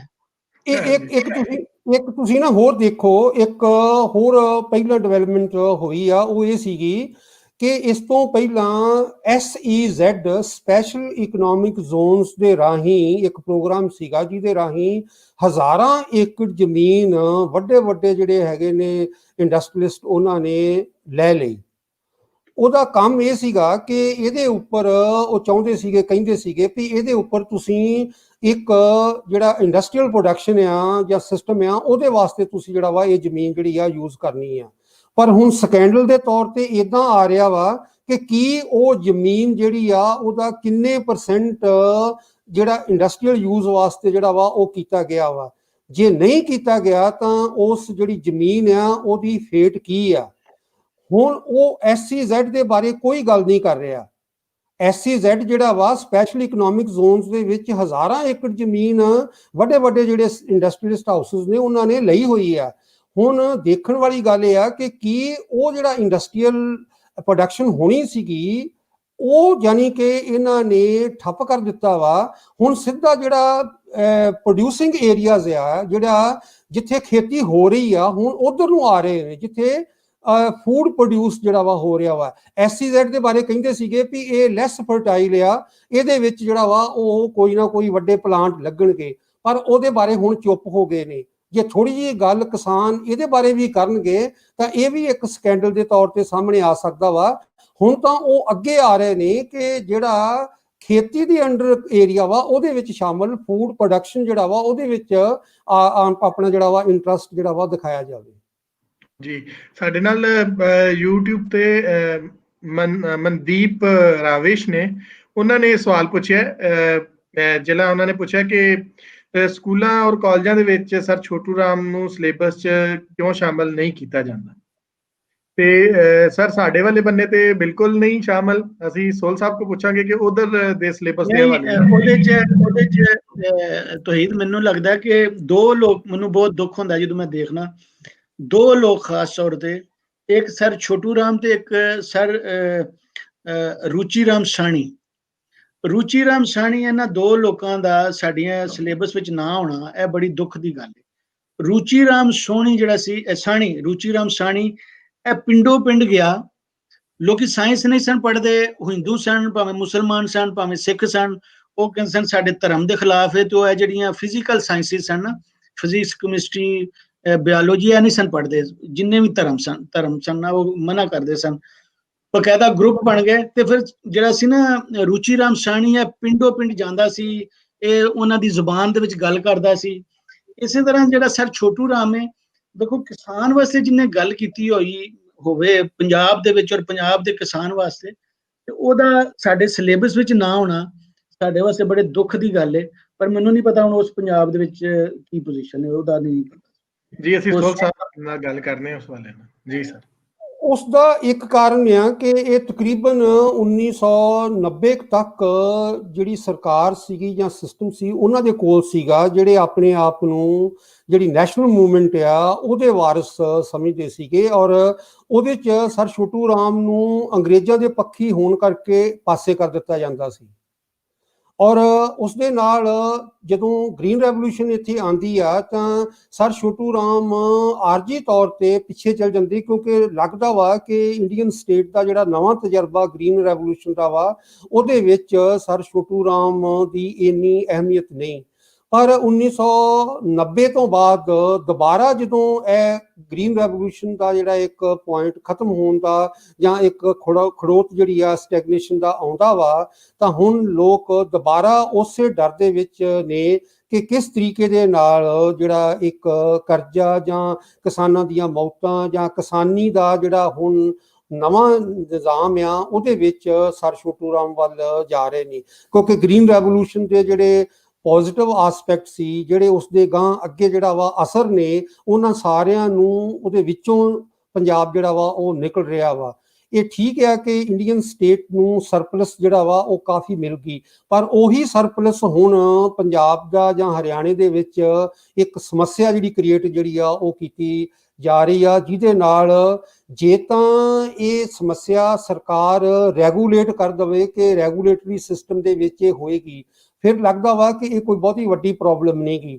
ਜਦੋਂ ਸਟੇਟ ਆਪ ਪਿੱਛੇ ਹਟ ਰਹੀ ਆ ਤੇ ਜਿਹੜੇ ਪਲੇਅਰ ਆ ਰਹੇ ਨੇ ਜਾਂ ਉਹਨਾਂ ਦੇ ਪਿੱਛੇ ਜਿਹੜੇ ਪਲੇਅਰ ਨੇ ਉਹਨਾਂ ਦੇ ਡਰ ਦੇ ਨਾਲ ਹੁਣ ਸਰ ਛੋਟੂ ਰਾਮ ਨੂੰ ਯਾਦ ਕਰਨਾ ਬਹੁਤ ਜ਼ਰੂਰੀ ਜਾਂ ਇੱਕ ਆਉਣਾ ਜਿਹੜਾ ਵਾ ਉਹ ਲਾਜ਼ਮੀ ਹੈ। ਕਿਉਂਕਿ ਜਿਹੜੀ ਆਜ਼ਾਦੀ ਦੀ ਜਿਹੜੀ ਹੈਗੀ ਸੀਗੀ ਉਸ ਸਮੇਂ ਦੀ ਜਿਹੜੀ ਭਾਵਨਾ, ਆਜ਼ਾਦੀ ਲੜ ਕੇ ਜਾਂ ਆਜ਼ਾਦੀ ਲੈਣੀ ਜਾਂ ਉਹਦੇ ਤਰ੍ਹਾਂ ਇੱਕ ਸਰਕਾਰ ਇੱਕ ਰਿਆਸਤ ਬਣਾਉਣੀ, ਜਿਹੜੀ ਨਵੀਂ ਸਰਕਾਰਾਂ ਨੇ ਉਹ ਉਸ ਵਿਰਸੇ ਨੂੰ ਨਹੀਂ ਸੰਭਾਲ ਰਹੀਆਂ ਜਾਂ ਉਹਦੇ ਬਾਰੇ ਉਹ ਚੁੱਪ ਨੇ।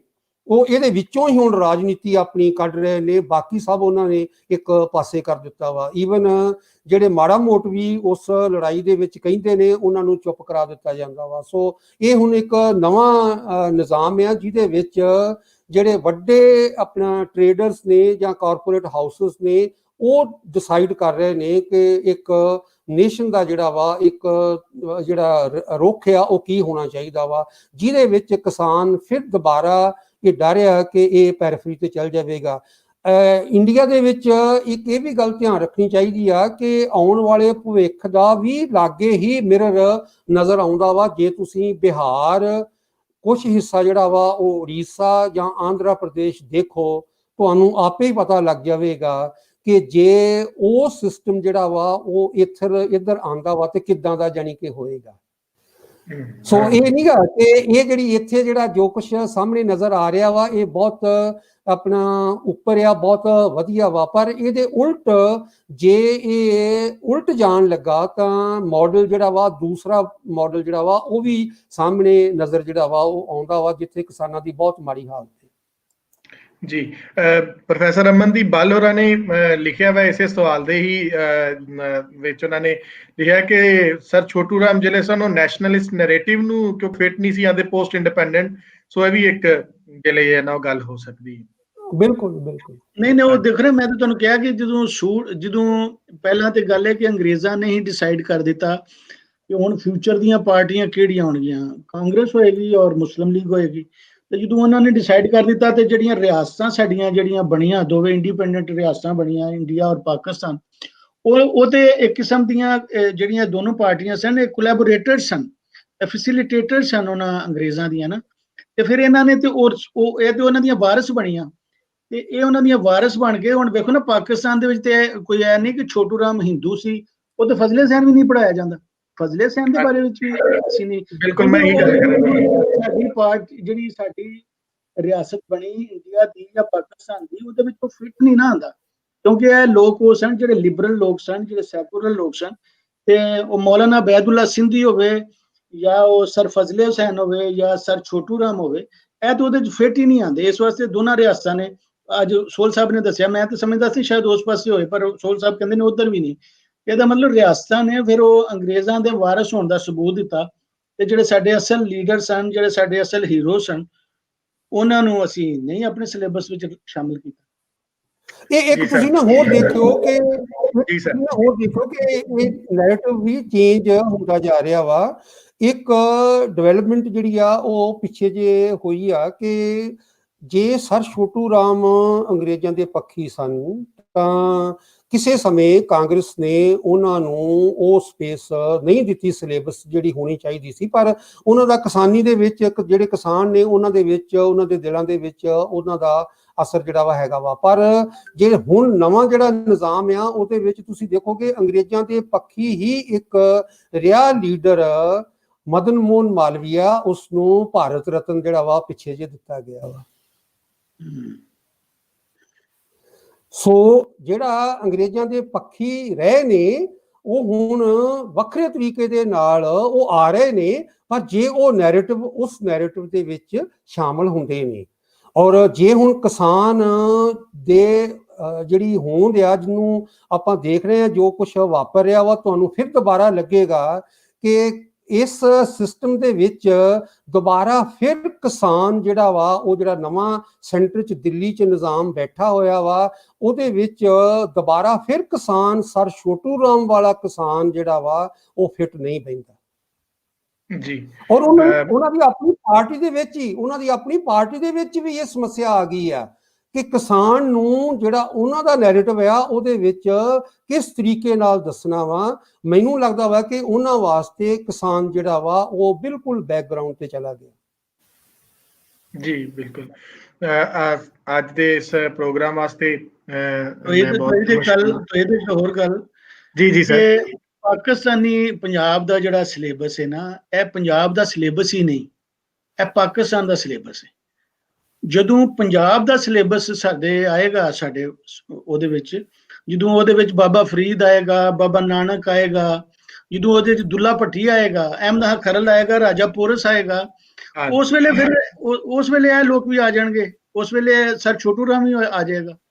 ਹਾਲਾਂਕਿ ਸਾਡਾ ਪਾਕਿਸਤਾਨੀ ਪੰਜਾਬ ਦੇ ਵਿੱਚ ਪੰਜਾਬ ਹੈ, ਪੰਜਾਬ ਸਟੱਡੀਜ਼ ਇਵਨ ਯੂਨੀਵਰਸਿਟੀਜ਼ ਦੇ ਵਿੱਚ ਪੰਜਾਬ ਸਟੱਡੀਜ਼ ਡਿਪਾਰਟਮੈਂਟ ਵੀ ਕੋਈ ਨਹੀਂ, ਪੰਜਾਬ ਸਟੱਡੀ ਸੈਂਟਰ ਨਹੀਂ। ਹੋਣਾ ਕਿ ਇੱਕ ਇੰਟਰਨੈਸ਼ਨਲ ਸੈਂਟਰ ਸਰਗੋਦਾ ਯੂਨੀਵਰਸਿਟੀ 'ਚ ਬਣਿਆ ਪੰਜਾਬ ਦਾ, ਲੇਕਿਨ ਅਜੇ ਉਹ ਹੁਣੇ ਬਣਿਆ ਹੀ ਹੈ। ਕੁਛ ਹੋਪਸ ਹੋ ਕਿ ਬਿਹਤਰ ਕੰਮ ਹੋਏਗਾ, ਅਦਰਵਾਈਜ਼ ਤੇ ਸਾਨੂੰ ਕੋਈ ਸੈਂਟਰ ਨਹੀਂ ਮਿਲਦੇ ਪੰਜਾਬ ਦੇ। ਨਹੀਂ ਪੰਜਾਬ ਸਟੱਡੀਜ਼ ਤੇ ਨਹੀਂ ਹੈ ਬਿਲਕੁਲ। ਜੀ ਸਰ, ਬਹੁਤ ਤੁਸੀਂ ਬੜਾ ਚੰਗਾ ਕੀਤਾ, ਤੁਸੀਂ ਸਰ ਛੋਟੂ ਰਾਮ ਨੂੰ ਯਾਦ ਕੀਤਾ, ਤੇ ਹੁਣ ਅਸੀਂ ਸਰ ਛੋਟੂ ਰਾਮ ਨੂੰ ਜ਼ਿੰਦਾਬਾਦ ਦਾ ਅਸੀਂ ਨਾਅਰਾ ਹੀ ਲਾ ਸਕਦੇ ਹਾਂ ਤੁਹਾਡੇ ਨਾਲ ਰਲ ਕੇ।